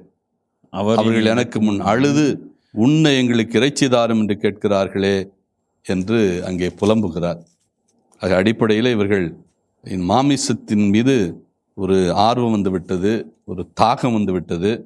அந்த நிலையிலே இவர்களுக்கெல்லாம் மாமிசம் கொடுத்து தான் ஆக வேண்டும். எனவே வேறு வழி இல்லை. இப்போ இதெல்லாம் நடக்கிறதா? 14ஆம் வசனம், நான் தனியாக இம்மக்கள் அனைவரையும் கொண்டு செல்லவே முடியாது, இது எனக்கு மிக பெரும் பழு. இப்படியே எனக்கு செய்வீரானால் உடனே என்னை கொன்றுவிடும். உன் பார்வையில் எனக்கு தயை கிடைத்தால் இந்த கொடுமையை நான் காணாது இருக்கட்டும் அப்படின்னு சொல்றார். பாருங்க எந்த அளவுக்கு அழுத்தமாக இவருடைய இந்த புலம்பல் இருக்கிறது. இதற்கு பதில் இறைவன் என்ன சொல்லுகிறார்? ஆண்டவர் இந்த மோசேயிடம் பதிலைத்தான் நாம் அடுத்த பகுதியாக பார்க்கிறோம். இந்த புத்தகத்தினுடைய 3வது பகுதி 11ஆம் அதிகாரம் 16 முதல் 30 முடிய. இவர் ஏற்கனவே கேட்டாரு, இந்த மக்களை நான் தனியாக கொண்டு செல்ல முடியாது. நான் தனியாக இம்மக்கள் அனைவரையும் கொண்டு செல்லவே முடியாது, சொல்லவே முடியாது, கொண்டு செல்லவே முடியாது. இது எனக்கு மிக பெரும் பழு. அதனால ஒன்று என்னையை கலட்டி விடு, இல்லாட்டினா இதற்கு பதிலாக ஏற்கனவே அவர் சொன்னவர் தான், வேறு ஆளப்பாரு அப்படின்னு 4ஆம் அதிகாரம் விடுதலை பயன் 4ஆம் அதிகாரம் 13ஆம் வசனத்தில் சொன்னவர் தான். ஐயா நம்மளை விட்டுறியா, நீ வேற யாரையும் அழைச்சிக்கிறியா அப்படின்னு சொன்னவர். இப்பொழுதும் அதே அந்த உணர்வு வருகின்றது. தனியாளாக என்னால் இதை தலைமையேற்று செல்ல முடியாது. எனக்கு இனிமேல் என்ன செய்யும், நீர் என்ன செய்ய வேண்டுமென்றால் நீர் என்னை கொன்றுவிடும். இது மிகப்பெரிய பழு. ஆண்டவர் மோயிசனை உடனே நீ போ, நீ லாயக்கில்லாதுன்னு சொல்கிறாரா? இல்லை. அவனுக்கு உதவியாக 70 பேரை அவர் தேர்ந்தெடுக்கிறார். அவர்கள் மீது ஏற்கனவே 70 இருக்கிறார்கள். அந்த மூப்பர்கள் மீது ஆவியினுடைய வல்லமையை இறக்குகிறார். அந்த நிகழ்வைத்தான் நாம் இந்த 16ஆம் வசனத்திலிருந்து 30ஆம் வசனம் வரை பார்க்கிறோம். என்ன நடக்கிறது, ஆண்டவர் என்ன சொல்லுகிறார் மோசேயிடத்திலே, அவர் எப்படி செயல்படுகிறார், இந்த 70 பேருக்கும் என்ன நிகழ்கிறது என்பதைத்தான் இந்த பகுதி சுட்டி காட்டுகிறது. 16ஆம் வசனம். ஆண்டவர் மோசேயிடம் சொன்னது, இஸ்ரேல் மூப்பரில் 70 பேரை என்னிடம் கூட்டி வா. அவர்கள் மக்களுள் உனக்கு தெரிந்தவர்களாகவும் பெரியோர்களாகவும் அதிகாரிகளாகவும் இருக்குமாறு பார்த்துக்கொள். அவர்களை சந்திப்பு கூடாரத்துக்கு அழைத்து வா. மோசே இந்த 70 பேரை சந்திப்பு கூடாரத்துக்கு அழைத்து வர வேண்டும். அதற்குரிய நிபந்தனை என்னவென்றால், அவர்கள் மோசேக்கு தெரிந்தவர்களாக இருக்க வேண்டும், பெரியவர்களாக இருக்க வேண்டும், அதிகாரிகளாக இருக்க வேண்டும், அதாவது பொறுப்புள்ளவர்களாக இருக்க வேண்டும், எல்லாரையும் கட்டுப்படுத்தக்கூடிய திறன் படைத்தவர்களாக இருக்க வேண்டும், எல்லாரையும் வழிகாட்டக்கூடிய ஒரு பெரியவர்களாக இருக்க வேண்டும். அதான் அடிப்படை. அப்போ அதன் பிறகு நான் அவர்களோடு பேசுவேன், உன்னோடு பேசுவேன், உன்னிலிருந்து ஆவியில் கொஞ்சம் எடுத்து நான் அவர்களுக்கு அளிப்பேன். அதாவது இவங்க நேரடியாக இறைவனால் அனுப்பப்படுகிறவர் அல்ல, மோசேக்கு இவர்கள் உதவி செய்கிறவர்கள் தான். அதனால் மோசேக்கு அளித்த ஆவியில் அவர்களுக்கு பகிர்ந்து கொடுக்கிறார். எனவே மோசேயினுடைய பணிகளைத்தான் இவர்கள் பகிரப் போகிறார்கள். இவர்களுக்கென்று தனிப்பணிகள் கிடையாது. மோசேயை மீறி இவர்கள் செயல்பட போவதில்லை. மோசேக்கு இணையான தலைவர்கள் இவர்கள் கிடையாது. மோசேயினுடைய அதிகாரத்தின் கீழ் பணியாற்றுகிறார்கள். அந்த நிலையில்தான் உன்னுடைய ஆவியில் கொஞ்சம் எடுத்து நான் அவர்களுக்கு அளிப்பேன், நீ மட்டும் சுமக்காதபடி மக்களின் பழுவை அவர்களும் உன்னோடு சேர்ந்து தாங்குவார்கள். அப்போ இதுதான் ஷேரிங் ரெஸ்பான்சிபிலிட்டி. மோசே தன்னுடைய பணிப்பழுவை மற்றவர்களோடு பகிர்ந்து கொள்கிறார். தான் மட்டும் இதை எத்திரோ ஏற்கனவே விடுதலை பயண நூல் 18ஆம் அதிகாரம் 13ஆம் வசனத்திலிருந்து ஒரு அழகிய நிகழ்ச்சியிலிருந்து சுட்டி காட்டிவிட்டார். அதன் பிறகுதான் 70 பேரை தேர்ந்தெடுத்தார்கள். ஒருவேளை அந்த 70 பேர் தேர்ந்தெடுத்தது இன்னும் சரியாக இயக்கத்துக்கு வரவில்லை என்று தான் அது சுட்டி காட்டுகிறது. ஏற்கனவே தேர்ந்தெடுக்கப்பட்டு விட்டார்கள். அவர்களுடைய பணிக்கு அவர்கள் இன்னும் தயார் நிலையில் இருக்கிறார்கள் இல்லை என்பதை விட அவர்கள் பணியிலே முழுமையாக ஈடுபடுத்தப்படவில்லை. இந்த மோசேயினுடைய ஆவியை பெறுவதன் வழியாக இப்பொழுது பணியிலே ஈடுபடுத்தப்படுகிறார். ஒருவேளை அதற்குரிய ஒரு தயாரிப்பு போல இந்த நிகழ்ச்சி நடந்திருக்கலாம். இவர்களுடைய முறைப்பாடும் இவர்களுடைய கதறல்களும் மோசேக்கும் இறைவனுக்கும் எதிராக இவர்களுடைய கூப்பாடுகளும் நடந்திருக்கிறது, மக்களுடைய கூப்பாடு.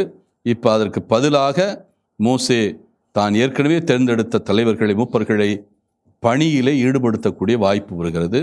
அதைத்தான் இங்கே அவர் செய்கிறார். மோசேயினுடைய பழுவை அவர்கள் பகிர்ந்து கொள்கிறார்கள். எனவே இதைத்தான் யாவே அவர்களிடத்தில் சொல்லுகிறார், மோசேயிடத்தில் சொல்லுகிறார். மீண்டும் 18ஆம் வசனத்தில், மக்களிடம் சொல், நாளை உங்களை தூய்மைப்படுத்துங்கள், நீங்கள் இறைச்சி உண்பீர்கள், ஆண்டவரின் செவிகளில் பட நமக்கு உண்ண இறைச்சி யார் தருவார்? எகிப்தில் எங்களுக்கு எவ்வளவோ நன்றாக இருந்தது என்று அழுதிருக்கிறீர்கள். எனவே ஆண்டவர் உங்களுக்கு இறைச்சி தருவார், நீங்கள் உண்பீர்கள். ஒரு நாள் அல்ல, 2 நாள் அல்ல, 5 நாள் அல்ல, 10 நாள் அல்ல, 20 நாள் அல்ல, அது உங்கள் மூக்கில் வெளிவந்து உங்களுக்கு திகட்டி போகும் வரை 1 மாதம் முழுவதும் உண்பீர்கள். ஒரு மாதம் முழுவதும் இப்பொழுது இறைச்சி அவர்களுக்கு வழங்கப்படுகிறது. வானத்திலிருந்து இவர்களுக்கு இறைச்சி வழங்கப்பட இருக்கிறது. ஏனெனில் உங்களிடையே இருக்கும் ஆண்டவரை நீங்கள் புறக்கணித்து விட்டீர்கள். ஏன் நாங்கள் எகிப்திலிருந்து வந்தோம் என்று கூறி அவர் முன் நீங்கள் அழுதிருக்கிறீர்கள். ஆக இவர்களுடைய இதை இறைவன் இவர்கள் மீது ஒரு வெறுப்பிலே அல்லது கோபத்திலே செய்கிறார் என்ற ஒரு பார்வை இதில் இருக்கிறது. அப்படிப்பட்ட ஒரு பார்வையில் மக்களுடைய உணர்வுகளையும் அவர் புரிந்து கொள்ள வேண்டும். மக்களுக்கு இந்த பாலைவனத்தில் அதுவும் கால்கடுக்க நடக்க வேண்டியிருக்கிறது. வலிமையும் வேண்டும். அவர்கள் ஏற்கனவே சொல்லுகிறார்கள், எங்களுடைய வலிமையெல்லாம் போய்விட்டது. 6ஆம் வசனத்தில் 11ஆம் அதிகாரம் 6ஆம் வசனத்தில், இப்பொழுதோ நம் வலிமை குன்றி போயிற்று. மன்னா மட்டும்தான் எங்கள் கண்ணுக்கெல்லாம் தெரியுது, எங்கு பார்த்தாலும் மன்னாவாகத்தான் தெரிகிறது. அதனால் இறைச்சிகள் இல்லை என்ற அந்த ஒரு ஆதங்கம் இருக்கிறது. ஏன்னா இங்கே இருக்கிற 6 லட்சம் பேருக்கு இறைச்சி கொடுப்பதுன்னா அவ்வளோ எளிய காரியம் அல்ல. இங்கே இருக்கிறவர்கள் பயன்படுத்துகிற ஆடுகள் மாடுகள் என்பது போதுமான அளவு இல்லை. அதைத்தான் இதுவும் சுட்டி காட்டுகிறது. எனவே அவர்கள் இப்பொழுது 1 மாதம் முழுவதும் இறைச்சி சாப்பிடக்கூடிய வாய்ப்பு இருக்கிறது. அவர்களுக்கு எப்படி இறைச்சி கிடைக்கப் போகிறது? அதுதான் இதற்குரிய மிக முக்கியமான கேள்வி. இப்பொழுது 21ஆம் வசனத்தை பார்ப்போம். ஆனால் மோசே கூறியது, என்னோடு இருக்கும் காலாட்படையினர் எண்ணிக்கையோ 6 லட்சம் பேர். அவர்கள் 1 மாதம் முழுவதும் உண்ண அவர்களுக்கு இறைச்சி தருவேன் என்று நீர் சொல்லி இருக்கிறீர். அவர்களுக்கு போதுமானதாய் இருக்கும்படி ஆட்டு மந்தையும் மாட்டு மந்தையும் அடிக்கப்படுமோ அல்லது அவர்களுக்கு போதுமான அளவில் கடலின் மீன்கள் எல்லாம் அவர்களுக்காக பிடித்து சேர்க்கப்படுமோ? இது மோசேக்கு இயல்பாக வரக்கூடிய கேள்வி. நாம் ஏற்கனவே கேட்ட கேள்வி. இங்கே ஆடு மாடுகளை அடித்து அவங்களுக்கு கொடுப்பதற்கு இது போதுமானது அல்ல. மீன்களும் அப்படி வருமா அப்படிங்கிறாரு ஆண்டவர் மோசேயிடம். ஆண்டவரின் கை குறுகிவிட்டதா? இப்போது எனக்கு வார்த்தையின்படியே உங்களுக்கு நடக்குமா இல்லையா என்று பார் என்றார். அதாவது ஆண்டவருடைய கை எப்பொழுதுமே குறுகி போகுது, நீண்ட கை. அவர் இந்த உலகத்தை அளக்கிறவர், இந்த உலகத்தினுடைய தேவைகளை தன்னுடைய கையால் உணர்கிறவர். அதைத்தான் இங்கே மிக அழகாக சுட்டி காட்டுகிறார்கள். ஆண்டவருடைய கை குறுகிவிட்டதா? அவருடைய கை ஒரு காலம் குறுகாது. அவருடைய கைகள் எல்லாரையும் அரவணைத்து கொள்ளக்கூடியது. நீண்ட கைகள், விரிந்த கைகள். அவருடைய கைகள் எப்பொழுதுமே தன்னை நோக்கி இருக்காது, பிறரை நோக்கி இருக்கிறது. பிறரை வாரி அரவணைக்கக்கூடியது. எனவே அந்த கைகளை உனக்கு தெரியாதா? அந்த கைகளால் தான் நான் எகிப்தியரை வீழ்த்தி உன்னை நான் உயர்த்தி இருக்கிறேன். உன்னை இந்த பாலைவனத்துக்கு அழைத்து வந்திருக்கிறேன் இந்த மக்களோடு. அதனால் எனக்கு தெரியும் இந்த மக்களை எப்படி நான் அவர்களுடைய விருப்பத்தை நிறைவேற்றுவேன், 1 மாதம் அளவுக்கு இறைச்சி கொடுப்பேன் என்று இப்பொழுது நீ பார்க்க போகிறாய். ஏற்கனவே உனக்கு காண்பித்திருக்கிறேன். நான் என்னால் என்னென்ன செய்ய முடியும் என்பதையெல்லாம் மோசே யாருக்கு காண்பித்திருக்கிறார்? இஸ்ராயல் மக்கள். யாவை யாருக்கு காண்பித்திருக்கிறார்? மோசேக்கு காண்பித்திருக்கிறார். எகிப்து நாட்டிலே காண்பித்திருக்கிறார். பாலைவனத்திலே காண்பித்திருக்கிறார். நீ உன்னுடைய கோலை தரையில் போடு என்றார், உடனே அது பாம்பாக மாறியது. மீண்டும் வாலை பிடித்து எழு என்றார், இழு என்றார், உடனே அது மீண்டும் கோலாக மாறியது. அதனால் அவர் தன்னுடைய கைவன்மையை ஏற்கனவே மோசேக்கு காட்டியிருக்கிறார். அதே போல எகிப்திலே பார்வோனுக்கும் காட்டியிருக்கிறார், அவனுடைய மக்களுக்கும் காட்டியிருக்கிறார். இப்பொழுது மீண்டும் ஒரு சவால் விட்டிருக்கிறார். எனது வார்த்தையின்படி உங்களுக்கு நடக்குமா இல்லையா என்று பார். இந்த சவாலை வேறு யாரும் போட முடியாது, யாவை மட்டும்தான் இந்த சவாலை போட முடியும்.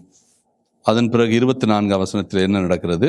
அவ்வாறே மோசே வெளியே சென்று மக்களிடம் ஆண்டவரின் வார்த்தைகளை கூறினார். மோசே யாவையிடத்தில் என்னென்ன கேட்டாரோ எல்லாவற்றையும் சொல்லுகிறார். மக்களில் மூப்பர்களை அழைத்து வருகிறார். 70 பேரை கூடாரத்தை சுற்றிலும் அவர்கள் நிறுத்தி வைக்கப்படுகிறார்கள். பின்னர் ஆண்டவர் மேகத்தில் இறங்கி அவரோடு பேசுகிறார். அவரில் இருந்த ஆவியில் கொஞ்சம் எடுத்து 70 பேருக்கு அளிக்கிறார்.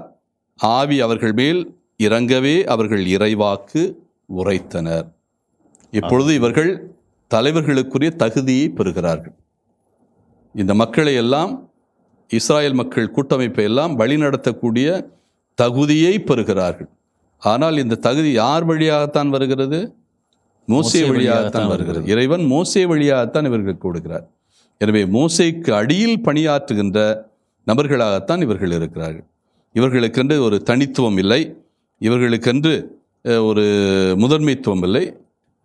70 பேரும் மோசேக்கு பணிந்து அவர் சொல்லுகிறபடி நிறைவேற்றுகிறார். மோசேக்கு கற்பிக்கிறவர் யார்? யாவே மோசேக்கு கற்பிக்கிறார். மோசே மற்றவர்களுக்கு செய்ய வேண்டிய தேவைகளை, சூழலை சொல்கிறார். அவர்கள் இறைவாக்கினர்களாக செயல்படுகிறார்கள்.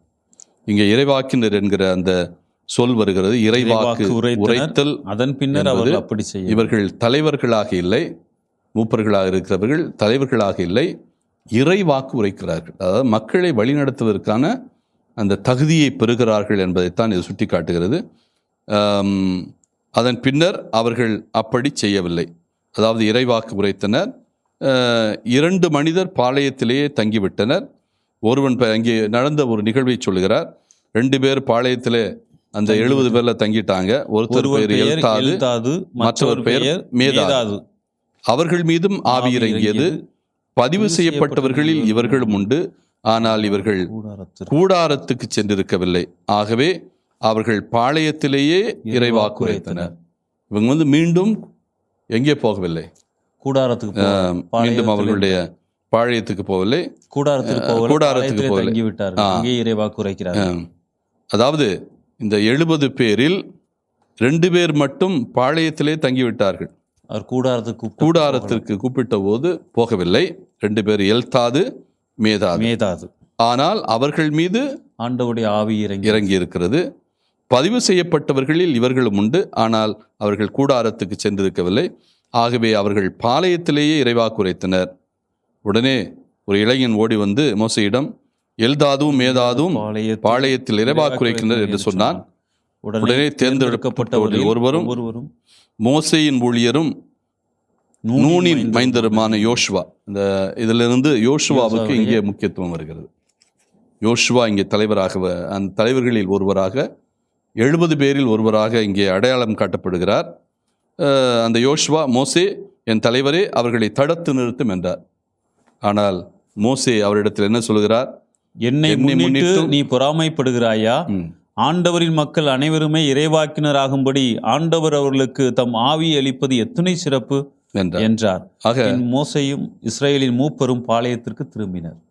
ஆக இந்த யோசுவா இப்படி 2 பேர் தனித்துவமாக செயல்படுகிறார்களே, இறைவாக்கு உரைக்கிறார்களே, தனித்து செயல்படுகிறார்களே, உம்முடைய வரம்பு மீறி செயல்படுகிறார்களே, என்றால் உம்முடைய அடியில் தானே இவர்கள் பணியாற்ற வேண்டும், உம்முடைய அறிவுரைப்படி தானே நடக்க வேண்டும் என்கிற கேள்வியை வைக்கிற போது மோசே மிக அருமையாக சொல்கிறார், என்னை முன்னிட்டு நீ பொறாமைப்படுகிறாயா?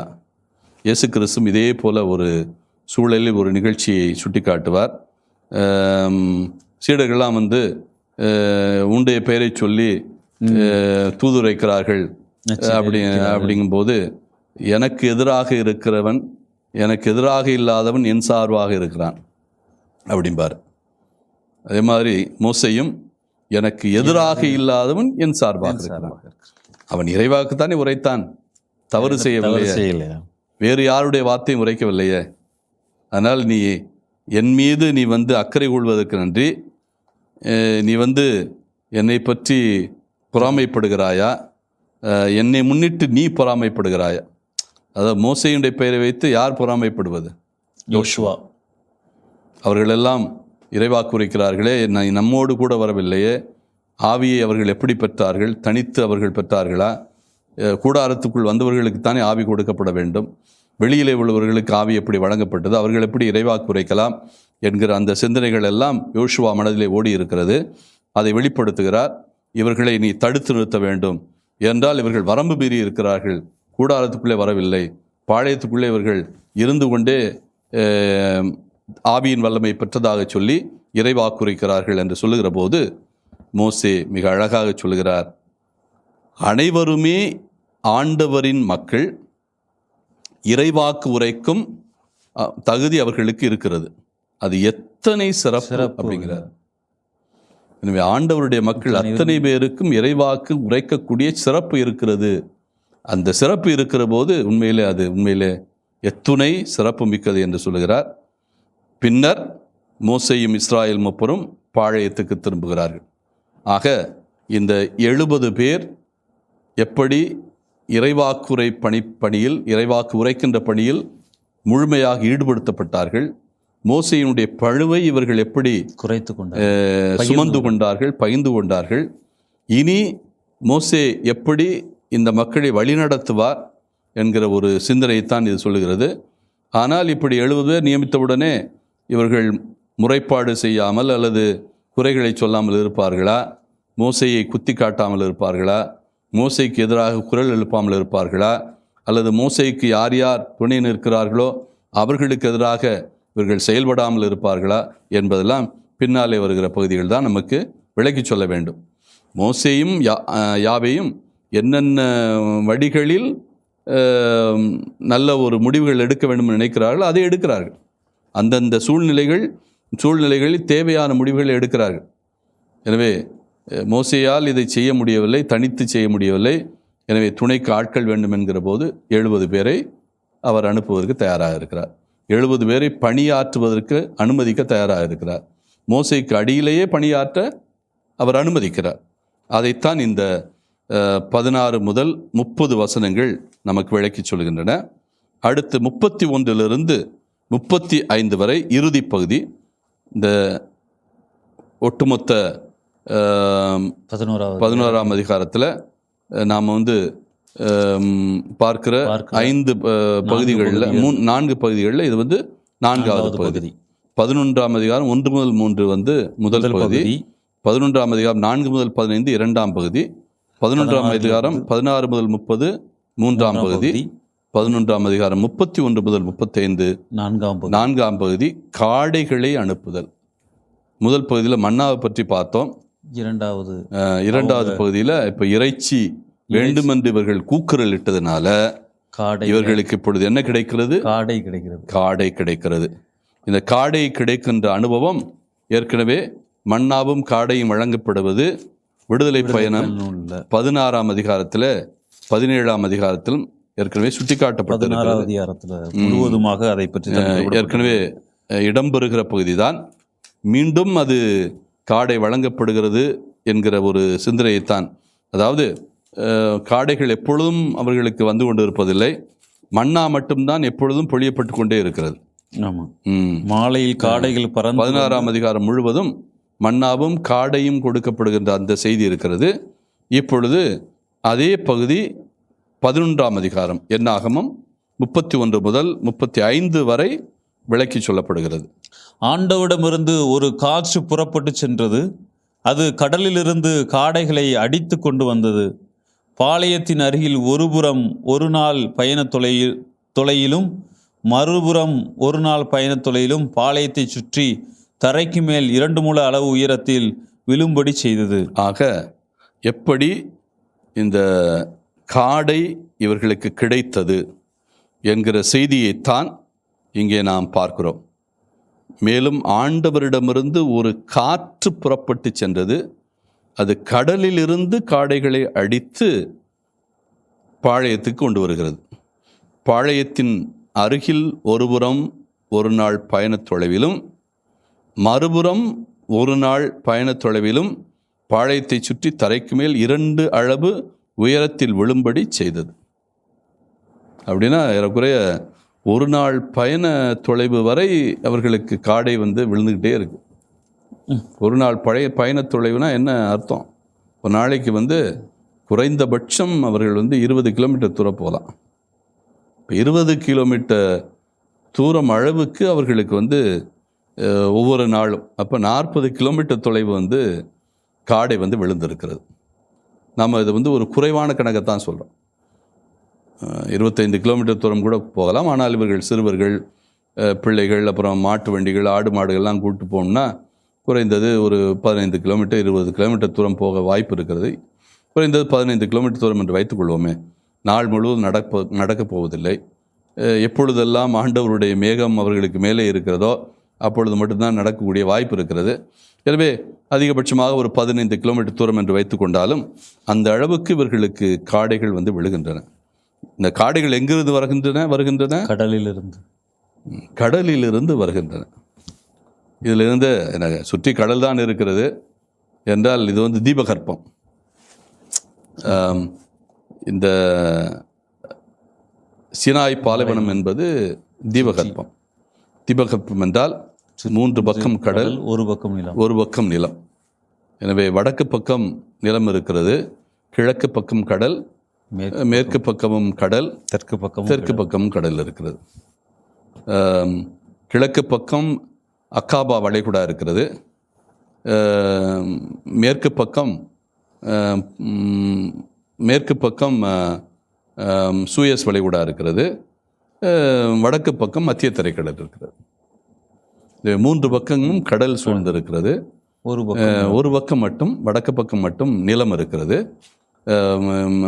எனவே இந்த நிலையில்தான் அவர்கள் இப்பொழுது இந்த தீபகற்பத்தில் 3 பக்கம் கடல் இருக்கிறனால எந்த கடலிலிருந்து அடித்து வரப்படுகிறது? வடக்கே இருக்கிற மேற்கே இருக்கிற கடலிலிருந்து வருகிறது. மேற்கே என்பது மத்திய தரைக்கடல், தெற்கே இருப்பது சூயஸ் வளைகுடா, கிழக்கே இருப்பது அக்காபா வளைகுடா, வடக்கே நிலம் இருக்கிறது. எனவே எந்த பக்கத்திலிருந்து இவர்களுக்கு காடைகள் வந்தது? வடக்கு பக்கத்தில் வடக்கே நிலம் இருக்கிறது. கடலிலிருந்து தானே வருகிறது. 3 பக்கம் கடல் புறத்திலிருந்து தான் வருகிறது. அதான் கேட்கிறேன், எந்த பக்கத்திலிருந்து வருகிறது? கடலிலிருந்து 3 கடல் பக்கம் வருகிறதா? 3 பக்கமும் கடலிலிருந்து வருகிறதா? அதான் கேள்வி. இது வந்து ஏற்கனவே நடக்கிற காலகட்டம் வந்து இவங்களுக்கு அதே மார்ச் மாதத்தில் இந்த பறவைகளுடைய நடமாட்டம் எப்படி இருக்கும்?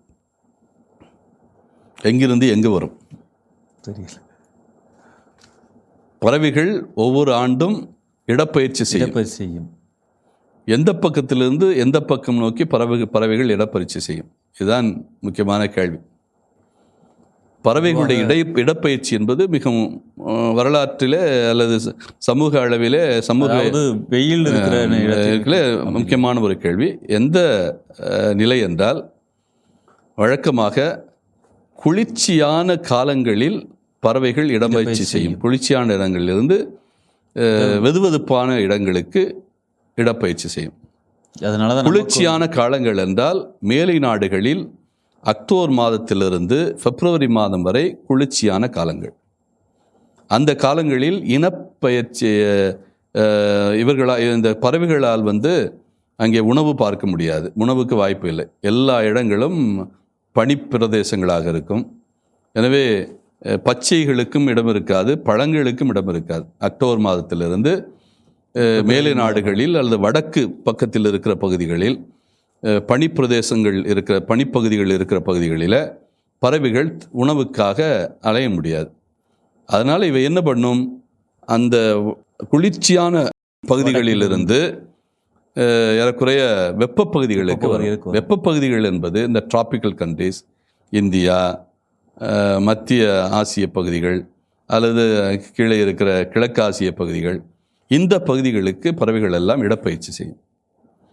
ஏறக்குறைய அக்டோபர் மாதத்திலிருந்து நவம்பர் மாதம் இறுதி வரை நீங்கள் பார்த்தீர்கள் என்றால் ஐரோப்பா கண்டத்திலிருந்து ஆசிய கண்டத்திற்கு பறவைகள் அதிகமாக இடப்பெயர்ச்சி செய்யும். இங்கு வந்து தன்னுடைய குஞ்சுகளை எல்லாம் பொரித்துவிட்டு, முட்டையிட்டு குஞ்சுகள் பொரித்துவிட்டு இங்கிருந்து மீண்டும் அவை எப்பொழுது புறப்படும் என்றால் அங்கு கோடை காலம் எப்பொழுது வருதோ மேலை நாடுகளில் இங்கு வெயில் அதிகரித்துவிடும். வெயிலுக்கு தாங்காது. ஏறக்குறைய நம்முடைய பகுதிகளிலே கிழக்கே இருக்கிற பகுதிகள் என்று சொன்னால் அந்த டிராபிக்கல் கண்ட்ரிஸ் என்று சொல்லப்படுகிற வெப்ப பகுதிகளில், வெப்பம் அதிகமாக இருக்கிற பகுதியில் மார்ச் மாதத்துக்கு பிறகு பறவைகள் தங்குவதற்கு வாய்ப்பே இல்லை. இவையெல்லாம் தங்களுடைய குஞ்சுகளை அழைத்து கொண்டு என்ன பண்ணும்? மீண்டும் அவர்கள் மேலை நாடுகளுக்கு, ஐரோப்பிய நாடுகளுக்கு செல்லும். ஐரோப்பிய நாடுகளில் அந்த சமயத்தில் வெதுவெதுப்பாக இருக்கும், பயிர்கள் அப்பொழுதுதான் தழைத்திருக்கும், பழங்கள் இருக்கும், தானியங்கள் இருக்கும். கோடை காலம் என்பது அவர்களுக்கு வசந்த காலம், கோடை காலம் என்பது பயிர்களும் கொடிகளும் பச்சைகளும் பழங்களும் நிறைந்த ஒரு காலகட்டம். இந்த பறவைகள் எல்லாம் ஏறக்குறைய கோடை காலம் ஆரம்பிக்கிற போது, மார்ச் மாதம் புறப்பட்டு விட்டால் கோடை காலம் ஆரம்பிக்கிற போது வந்து சேர்ந்துவிடும். அப்போ இந்த பறவைகள் எல்லாம் எங்கிருந்து இப்போ வருகிறது? மேலை நாட்டிலிருந்து, வடக்கிலிருந்து, ஆசிய பகுதிகளிலிருந்து, அப்படின்னா கிழக்கு பகுதியிலிருந்து வருகிறது. மீண்டுமாக மேலை நாடுகளுக்கு, மேற்கு பகுதியில் உள்ள நாடுகளுக்கு பறந்து போகிறது. இவை பறக்கிற போது எந்த பகுதியில் வழியாக, வழக்கமாக கடல் பகுதிகள் தான் நிறையா இருக்குது.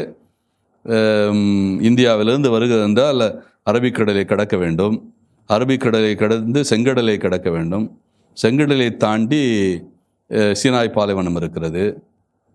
இங்கே செங்கடல் பகுதிக்கு வருகின்ற போது, பாலைவன பகுதிக்கு வருகின்ற போது இந்த பறவைகளுக்கு நிச்சயமாக வெப்பம் அதிகமாக இருக்கும்.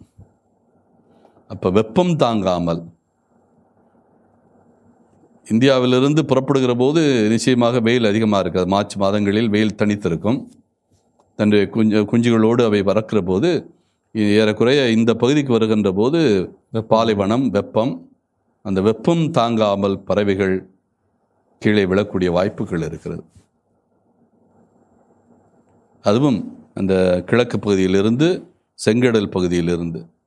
இங்கே ஆண்டவர் என்ன செய்கிறார்? காற்றை புறப்படச் செய்து, ஒருவேளை இது வெப்ப காற்றாக இருக்கலாம். இந்த வெப்பக்காற்று இந்த பறவைகளில் பட்டு அதற்கு மேல் பறவைகளால் பறக்க முடியவில்லை. இந்த பறவைகள் எல்லாம் என்ன செய்கிறது? கீழே விழுகிறது, மயங்கி விழுகின்றன. இப்போ ஆண்டவருடைய செயல் அந்த வெப்பக்காற்று சலனத்தை ஏற்படுத்துவதுதான். மார்ச் மாதம், ஏறக்குறைய ஏப்ரல் மாதங்களிலே அந்த அளவுக்கு வெயில் இருக்காது. ஆனால் இங்கே இதற்கென்று ஒரு வெப்பக்காற்று ஏற்படுகிறது. அந்த வெப்பக்காற்று ஏற்படுகிற போது அந்த வெப்பக்காற்று பறவைகளை எல்லாம் மயங்கச் செய்து அவை கீழே விழுகின்றன. எனவே இது நவம்பர் மாதம் செல்லுகின்ற பாதை அல்ல, மீண்டும் குஞ்சுகளோடு வருகின்ற காலம், மேலை நாடுகளுக்கு கீழே நாடுகளிலிருந்து போகின்ற காலம். அந்த காலத்தில் பறவைகள் செங்கடலை கடந்து சீனாய் மலை தீபகற்பத்தின் மீது வருகின்ற போது இவை அந்த வெப்பக்காற்றால் என்ன செய்கிறது? பாலைவனத்தில் விழுகிறது. ஒருவேளை அப்படித்தான் இதை நாம் பார்க்க வேண்டியிருக்கிறது. அதான் உண்மை நிலையும் அதுதான். காடைகள் வானத்திலிருந்து வரவில்லை, கடல் பகுதியிலிருந்து தான் வருகிறது. வழக்கமாக இவர்கள் செல்லுகின்ற பாதை அது. பறவைகள் இடப்பெயர்ச்சிக்காக மேலை நாடுகளிலிருந்து கிளை நாடுகளுக்கும், கிளை நாடுகளிலிருந்து மேலை நாடுகளுக்கு வருகின்ற பாதை இது இன்றைக்கும் நிகழ்கிறது. வெப்பம் அதிகரிக்கிற போது அந்த இடப்பெயர்ச்சி சமயத்தில் பறவைகள் அதிகமாக வெப்பம் தாங்காமல் கீழே விழுகின்ற நிலைகள்லாம் இருக்கிறது. அந்த சூழலைத்தான் இந்த என்னாகம ஆசிரியர் பார்க்கிறார். அதே சமயத்தில் இறைவனுடைய கைவன்மையை இங்கே காட்டுகிறார்.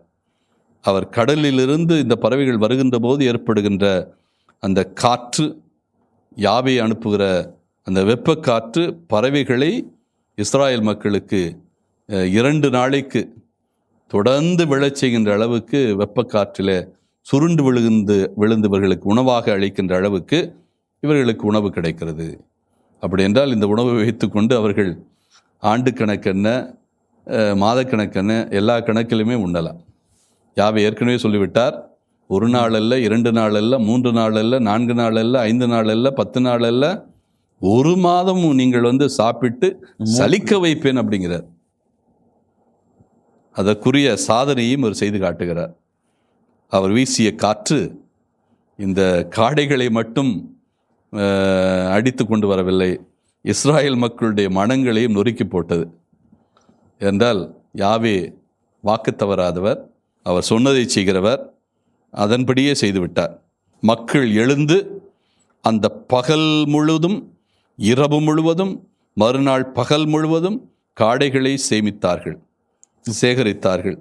மிக குறைவாக சேர்த்தவன் 10 கலம், அளவு 10 களம் அளவு சேர்த்திருந்தான். அதாவது மிக குறைவாக சேர்த்தவன் 10 களம் அளவு சேர்த்திருக்கிறான் என்று சொல்லியிருக்கிறார்கள். 10 கோமேர் என்கிற பாடம் இருக்கிறது. கோமேர் என்பது ஒரு அளவு, இஸ்ராயல் மக்கள் பயன்படுத்திய அளவு. நாம் படிகள் என்று சொல்கிறோம் அல்லவா, அல்லது களம் என்று சொல்கிறோம் அல்லவா. ஒரு களம் என்பது சில இடங்களில் 60 படி, சில இடங்களில் 65 படி அல்லது 66 படிகள் கூட இருக்கிறது. அந்த அளவுக்கு மூட்டை மூட்டையாக அவர்கள் சேகரித்ததை இங்கே சுட்டி காட்டுகிறார்கள். எனவே வயிறார உண்டு இருக்கிறார்கள், நாள் முழுதும் உண்டு இருக்கிறார்கள் அந்த பறவைகளை வைத்து. அதை அவர்கள் பாளையத்தை சுற்றி வெளியே முழுவதும் தங்களுக்காக பரப்பி வைத்தார்கள். அவர்கள் விழுங்கு முன் பற்களிடையில் இறைச்சி இருக்கையிலேயே ஆண்டவரின் சினம் மக்களுக்கு எதிராக மூண்டது. ஆண்டவர் மாபெரும் வாதையால் மக்களை சாகடித்தார். அதாவது ஏன் காரணம் என்றால், மக்கள் யாவையினுடைய அந்த நன்மைத்தனத்தை உணரவில்லை. காடைகள் விழுந்தது, ஆனால் ஒருவேளை அவர்கள் யாவையை தங்களுடைய அழுகைக்கு செவிமடுத்ததற்கு நன்றி கூறவில்லை, யாவையை நினைத்து பார்க்கவில்லை. அந்த காடைகளை சேகரிப்பதில் தான் அவர்களுக்கு பார்வை இருந்ததை ஒழிய, அவர்களுக்கு காவல் இருந்ததை ஒழிய, ஏதோ ஒரு 10 நாள் சாப்பிடாதவன் அப்படியே போய் பாஞ்சு போய் சோறில் விழுவது போல, உணவிலே போய் விழுவது போல இவர்கள் போய் விழுந்திருக்கிறார்கள். ஒருவேளை அது இறைவனுடைய சினத்தை தூண்டியிருக்கலாம், இறைவனுடைய உள்ளத்திலே ஒரு உண்மையிலே ஒரு வேதனை ஏற்படுத்தி இருக்கலாம். அந்த வேதனையினுடைய வெளிப்பாடு தான் இந்த வாதை. இறைவன் வாதையால் அவர்களை தண்டிக்கிறார். ஆகவே அந்த இடத்துக்கு கிப்ரோத்து அத்தாவா, இதுவும் ஒரு நாம் ஏற்கனவே சுட்டி காட்டிய எட்டிமாலஜிக்கல் ஸ்டோரி, மூலக்கதை. அந்த இடம் அத்தாவா என்று அழைக்கப்பட்டதுனால, கிப்ரோத் அத்தாவா என்று அழைக்கப்பட்டதுனால, அதுக்கு ஏன் காரணம்? யாவே வாதையால் அவர்களை இந்த இடத்திலே கொலை செய்திருக்கிறார். இந்த அத்தாவா என்றால் பெருவிரும்பிகளின் கல்லறைகள். பெருவிரும்பிகளின் கல்லறைகள்.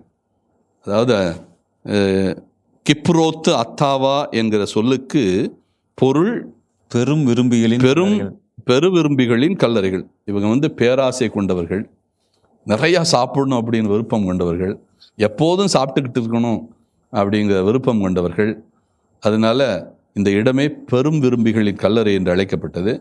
இதற்கு ஏன் காரணம், எதுக்காக இந்த இடம் பெரும் விரும்பிகள் கல்லறைகள் என்று அழைக்கப்படுகிறது என்பதற்கு ஒரு புனைக்கதை தான். இவர்கள் இந்த காடைகளை எல்லாம் அப்படியே போய் விழுந்து சேகரித்தார்கள். அதனால இந்த இடத்திற்கு பெரும் விரும்பிகளின் கல்லறைகள் என்று அழைக்கப்படுகிறது என்கிற ஒரு பெயர் இருக்கிறது. கிப்ரோத்து அத்தாவிலிருந்து மக்கள் பயணமாகி அசரோத்துக்கு அங்கே தங்கினார்கள். இப்படி படிப்படியாக எந்தெந்த இடங்கள் வழியாக செல்கிறார். இவர்கள் செல்ல வேண்டிய இடம் பாரானுக்கு போவதற்கு முன்னால் அவர்கள் எங்கெங்கே தங்கியிருந்தார்கள் என்பதைத்தான் இங்கே சுட்டி காட்டுகிறார். சீனாய் மலை அடிவாரத்திலிருந்து புறப்பட்டு கிப்ரோத்து அத்தாவிற்கு வந்தார்கள். அங்குதான் அவர்கள் காடைகள் அவர்களுக்கு கிடைத்தது. அந்த காடைகளை சேகரித்தனால தான் அந்த பேரே வந்தது. அங்கே நிறைய பேர் இறக்க வேண்டியிருந்தது. பெருவிரும்பிகள் யார் இருந்தார்களோ அவங்க அத்தனை பேரும் மடிந்தார்கள். அங்கிருந்து பயணமாகி அசரோத்துக்கு வந்தார்கள். அங்கே மீண்டும் பாளையம் இருக்கிறார்கள். இப்படி வரிசையாக அவர்கள் எங்கிருந்து எங்கு சென்றார்கள், எங்கே பாளையம் இறங்கினார்கள், எங்கே தங்கினார்கள் என்கிற அந்த வரிசை கிரமத்தை இனிமேல் இந்த புத்தகத்திலே நாம் படிப்படியாக பார்க்கலாம். ஆக இந்த என்னாகமம் 11ஆம் அதிகாரம் நாம் ஏற்கனவே சுட்டி காட்டியபடி 4 பகுதிகளை கொண்டிருக்கிறது. 11ஆம் அதிகாரம் 1 முதல் 3 கிளர்ச்சி, தண்டனை, மோசேயுடைய இறைவேண்டல் அங்கே இடம்பெறுகிறது. அங்குதான் நெருப்பு பிடிக்கிறது. அந்த நெருப்பு வெறும் ஓரத்தில் மட்டும்தான் பிடிக்கிறது. தப்பித்தார்கள் மக்கள்.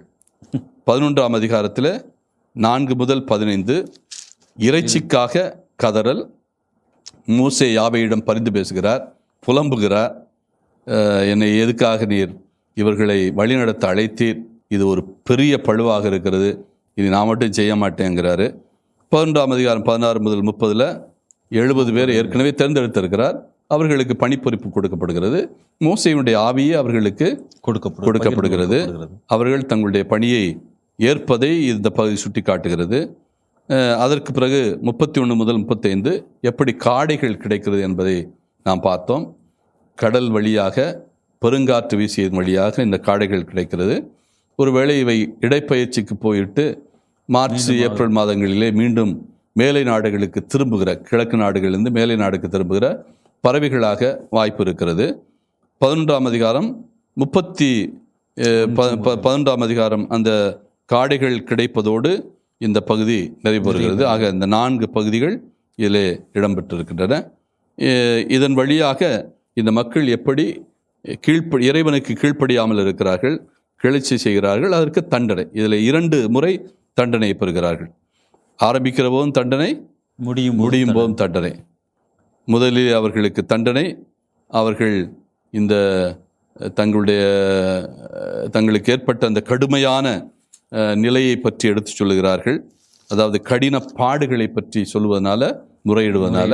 இரண்டாவது, இறைச்சி இல்லை என்று அவர்கள் இறைவனிடத்திலே, யாவே இடத்திலே புலம்புவதனால அவர்களுக்கு இந்த 2 தண்டனைகளும், நெருப்பு பாளையத்திலே பற்றி எறிவதும், அதே போல இறுதியாக அவர்களில் பலர் வாதையால் சாகடிக்கப்படுவதும் நடக்கிறது. 2 முறை இவர்களுக்கு ஒரே அதிகாரத்தில் தண்டனைகள் கொடுக்கப்படுவதை நாம் பார்க்கிறோம். 2 வேறு இடங்கள். முதலிலே அவர்களுக்கு தண்டனை கொடுக்கப்படுகிற இடம் தபேரா. இரண்டாவது தண்டனை கொடுக்கப்படுகிற இடம் கிப்ரோத் அத்தாவா என்கிற இடத்துல அவர்களுக்கு தண்டனை. அந்த முதலிடம், அதனுடைய பொருள் என்னவென்றால் தபாரா என்றால் நெருப்பு எரிந்து கொண்டு இருக்கிற அந்த பொருள். கிப்ரோத் அத்தாவா என்றால் பெரும் விரும்பிகளின் கல்லறைகள் என்று பொருள். நன்றி தந்தையே. அன்புக்குரிய நேயர்களே, 11ஆவது அதிகாரத்திற்கான தெளிவான விளக்கங்களை அருத்தந்தை அவர்கள் நமக்கு கொடுத்திருக்கிறார்கள். இப்பொழுது 11ஆவது அதிகாரத்தை என்னுடைய வசனங்களை வாசிக்க அவற்றிற்கு செவி கொடுப்போம். எண்ணிக்கை அதிகாரம் 11.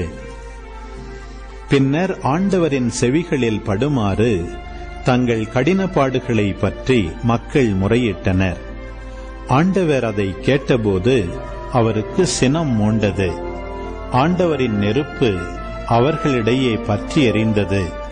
பாளையத்தின் கடைக்கோடி பகுதிகள் சிலவற்றை அது எரித்துவிட்டது. அப்போது மக்கள் மோசேயிடம் அழுதனர். மோசே ஆண்டவரிடம் மன்றாடவே நெருப்பு அணைந்தது. எனவே அந்த இடத்துக்கு தபேரா என்று பெயராயிற்று. ஏனெனில் ஆண்டவரின் நெருப்பு அவர்களிடையே எரிந்தது. மேலும் அவர்களிடையே இருந்த பல இன மக்கள் உணவில் பெரும் விருப்பு கொண்டனர். இஸ்ரேல் மக்களும் மீண்டும் அழுது கூறியது, நமக்கு உண்ண இறைச்சி யார் தருவார்? நாம் எகிப்தில் செலவின்றி உண்ட மீன், வெள்ளரிக்காய், கொம்மட்டிக்காய், கீரை, வெங்காயம், வெள்ளைப்பூண்டு ஆகியவற்றின் நினைவு வருகிறது. ஆனால் இப்பொழுதோ நம் வலிமை குன்றிப் போயிற்று. மன்னாவை தவிர வேறெதுவும் நம் கண்களில் படுவதில்லையே. மன்னா கொத்துமல்லி விதை போன்றும் அதன் தோற்றம் முத்து போன்றும் இருந்தது. மக்கள் வெளியில் சென்று அதை சேகரித்தனர். அரவை கல்லில் அரைத்தனர் அல்லது உரலில் போட்டு இடித்தனர். பானைகளில் அதை வேக வைத்து அதில் அப்பங்கள் செய்தனர். அதன் சுவை எண்ணெயில் செய்த அப்பங்களின் சுவையை ஒத்திருந்தது. இரவில் பாளையத்தின் மேல் பனி விழும்போது மன்னாவும் அதனுடன் விழுந்தது. எல்லா வீடுகளிலும் இருந்த மக்களும் தம் தம் கூடார வாயிலில் இருந்து அழும் குரலை மோசே கேட்டார். ஆண்டவரின் சினம் கொழுந்து விட்டெறிந்தது. மோசேக்கும் அது பிடிக்கவில்லை. மோசே ஆண்டவரிடம் கூறியது, உம் அடியானுக்கு ஏன் இந்த கேடு? நீர் எனக்கு கருணை காட்டாமல் இம்மக்களின் எல்லா பழுவையும் என்மேல் சுமத்தியது ஏன்? இம்மக்களை எல்லாம் நானா கருத்தரித்தேன்? நானா இவர்களை பெற்றெடுத்தேன்? பால் உண்ணும் குழந்தையை ஏந்திச் செல்பவள் போன்று இவர்களை மார்போடு ஏந்தி அவர்கள் மூதாதையருக்கு நான் வாக்களித்திருந்த நாட்டுக்கு கொண்டு செல் என்று நீர் சொல்வானேன். இம்மக்கள் அனைவருக்கும் கொடுக்க வேண்டிய இறைச்சிக்கு நான் எங்கு போவேன்? அவர்கள் எனக்கு முன் அழுது, உண்ண எங்களுக்கு இறைச்சி தாரும் என்றும் கேட்கிறார்களே. நான் தனியாக இம்மக்கள் அனைவரையும் கொண்டு செல்லவே முடியாது. இது எனக்கு மிக பெரும் பழு. இப்படியே எனக்கு செய்வீரானால் உடனே என்னை கொன்றுவிடும். உம் பார்வையில் எனக்கு தயை கிடைத்தால் இந்த கொடுமையை நான் காணாதிருக்கட்டும். ஆண்டவர் மோசேயிடம் சொன்னது, இஸ்ரவேல் மூப்பரில் 70 பேரை என்னிடம் கூட்டி வா. அவர்கள் மக்களுள் உனக்கு தெரிந்தவர்களாகவும் பெரியோர்களாகவும் அதிகாரிகளாகவும் இருக்குமாறு பார்த்துக்கொள். அவர்களை சந்திப்பு கூடாரத்துக்கு அழைத்து வா. அவர்கள் அங்கே உன்னோடு நிற்கட்டும். நான் இறங்கி வந்து அங்கே உன்னோடு பேசுவேன். உன்னிலிருக்கும் ஆவியில் கொஞ்சம் எடுத்து நான் அவர்களுக்கு அளிப்பேன். நீ மட்டும் சுமக்காதபடி மக்களின் பளுவை அவர்களும் உன்னோடு சேர்ந்து தாங்குவார்கள். மக்களிடம் சொல், நாளை உங்களை தூய்மைப்படுத்திக் கொள்ளுங்கள். நீங்கள் இறைச்சி உண்பீர்கள். ஆண்டவரின் செவிகளில் பட, நமக்கு உண்ண இறைச்சி யார் தருவார்? எகிப்தில் எங்களுக்கு எவ்வளவோ நன்றாக இருந்தது என்று அழுதிருக்கிறீர்கள். எனவே ஆண்டவர் உங்களுக்கு இறைச்சி தருவார். நீங்கள் உண்பீர்கள். 1 நாள், 2 நாள், 5 நாள், 10 நாள், 20 நாள் அல்ல. அது உங்கள் மூக்கில் வெளிவந்து உங்களுக்கு திகட்டி போகும் வரை 1 மாதம் முழுதும் உண்பீர்கள். ஏனெனில் உங்களிடையே இருக்கும் ஆண்டவரை நீங்கள் புறக்கணித்து விட்டீர்கள். ஏன் நாங்கள் எகிப்திலிருந்து வந்தோம் என்று கூறி அவர் முன் நீங்கள் அழுதிருக்கிறீர்கள். ஆனால் மோசே கூறியது, என்னோடு இருக்கும் காலாட்படையினர் எண்ணிக்கையோ 6 லட்சம். அவர்கள் 1 மாதம் முழுதும் உண்ண அவர்களுக்கு இறைச்சி தருவேன் என்று நீர் சொல்லி இருக்கிறீர். அவர்களுக்கு போதுமானதாய் இருக்கும்படி ஆட்டு மந்தையும் மாட்டு மந்தையும் அடிக்கப்படுமோ? அல்லது அவர்களுக்கு போதுமான அளவில் கடலின் மீன்கள் எல்லாம் அவர்களுக்காக பிடித்து சேர்க்கப்படுமோ? ஆண்டவர் மோசேயிடம், ஆண்டவரின் கை குறுகிவிட்டதா? இப்போது எனது வார்த்தையின்படியே உங்களுக்கு நடக்குமா இல்லையா என்று பார் என்றார். அவ்வாறே மோசே வெளியே சென்று மக்களிடம் ஆண்டவரின் வார்த்தைகளை கூறினார். மக்களின் மூப்பரில் 70 பேரை அழைத்து கூடாரத்தை சுற்றிலும் அவர்களை நிறுத்தி வைத்தார். பின்னர் ஆண்டவர் மேகத்தில் இறங்கி வந்து அவரோடு பேசினார். அவரில் இருந்த ஆவியில் கொஞ்சம் எடுத்து 70 மூப்பருக்கு அளித்தார். ஆவி அவர்கள் மேல் இறங்கவே அவர்கள் இறைவாக்கு உரைத்தனர். அதன் பின்னர் அவர்கள் அப்படி செய்யவில்லை. 2 மனிதர் பாளையத்திலேயே தங்கிவிட்டனர். ஒருவன் பெயர் எல்தாது, மற்றவன் பெயர் மேதாது. அவர்கள் மீதும் ஆவி இறங்கியது. பதிவு செய்யப்பட்டவர்களில் இவர்களும் உண்டு. ஆனால் அவர்கள் கூடாரத்துக்கு சென்றிருக்கவில்லை. ஆகவே அவர்கள் பாளையத்திலேயே இறைவாக்குரைத்தனர். ஓர் இளைஞன் ஓடி வந்து மோசேயிடம், எல்தாதும் மேதாதும் பாளையத்தில் இறைவாக்குரைக்கின்றனர் என்று சொன்னான். உடனே தேர்ந்தெடுக்கப்பட்டோரில் ஒருவரும் மோசேயின் ஊழியரும் நூனின் மைந்தருமான யோசுவா, மோசே என் தலைவரே, அவர்களை தடுத்து நிறுத்தும் என்றார். ஆனால் மோசே அவரிடம், என்னை முன்னிட்டு நீ பொறாமைப்படுகிறாயா? ஆண்டவரின் மக்கள் அனைவருமே இறைவாக்கினராகும்படி ஆண்டவர் அவர்களுக்கு தம் ஆவியை அளிப்பது எத்துணை சிறப்பு என்றார். பின் மோசேயும் இஸ்ரவேலின் மூப்பரும் பாளையத்துக்கு திரும்பினர். மேலும் ஆண்டவரிடமிருந்து ஒரு காற்று புறப்பட்டு சென்றது. அது கடலிலிருந்து காடைகளை அடித்துக் கொண்டு வந்தது. பாளையத்தின் அருகில் ஒரு புறம் 1 நாள் பயணத் தொலையிலும் மறுபுறம் 1 நாள் பயணத் தொலையிலும் பாளையத்தை சுற்றி தரைக்கு மேல் 2 முழ அளவு உயரத்தில் விழும்படி செய்தது. மக்கள் எழுந்து அந்த பகல் முழுதும் இரவு முழுதும் மறுநாள் பகல் முழுதும் காடைகளை சேர்த்தார்கள். மிக குறைவாகச் சேர்த்தவன் 10 கலம் அளவு சேர்த்திருந்தான். அதை அவர்கள் பாளையத்தை சுற்றி வெளியே முழுதும் தங்களுக்காக பரப்பி வைத்தார்கள். அவர்கள் விழுங்கும் முன் பற்களிடையில் இறைச்சி இருக்கையிலேயே ஆண்டவரின் சினம் மக்களுக்கு எதிராக மூண்டது. ஆண்டவர் மாபெரும் வாதையால் மக்களை சாகடித்தார். ஆகவே அந்த இடத்துக்கு கிப்ரோத்து அத்தாவா என்ற பெயர் வழங்கியது. ஏனெனில் பெருவிருப்பு கொண்டிருந்த மக்களை அவர்கள் அங்கேயே புதைத்துவிட்டனர். கிப்ரோத்து அத்தாவிலிருந்து மக்கள் பயணமாகி அசரோத்துக்கு வந்து அங்கே தங்கினர்.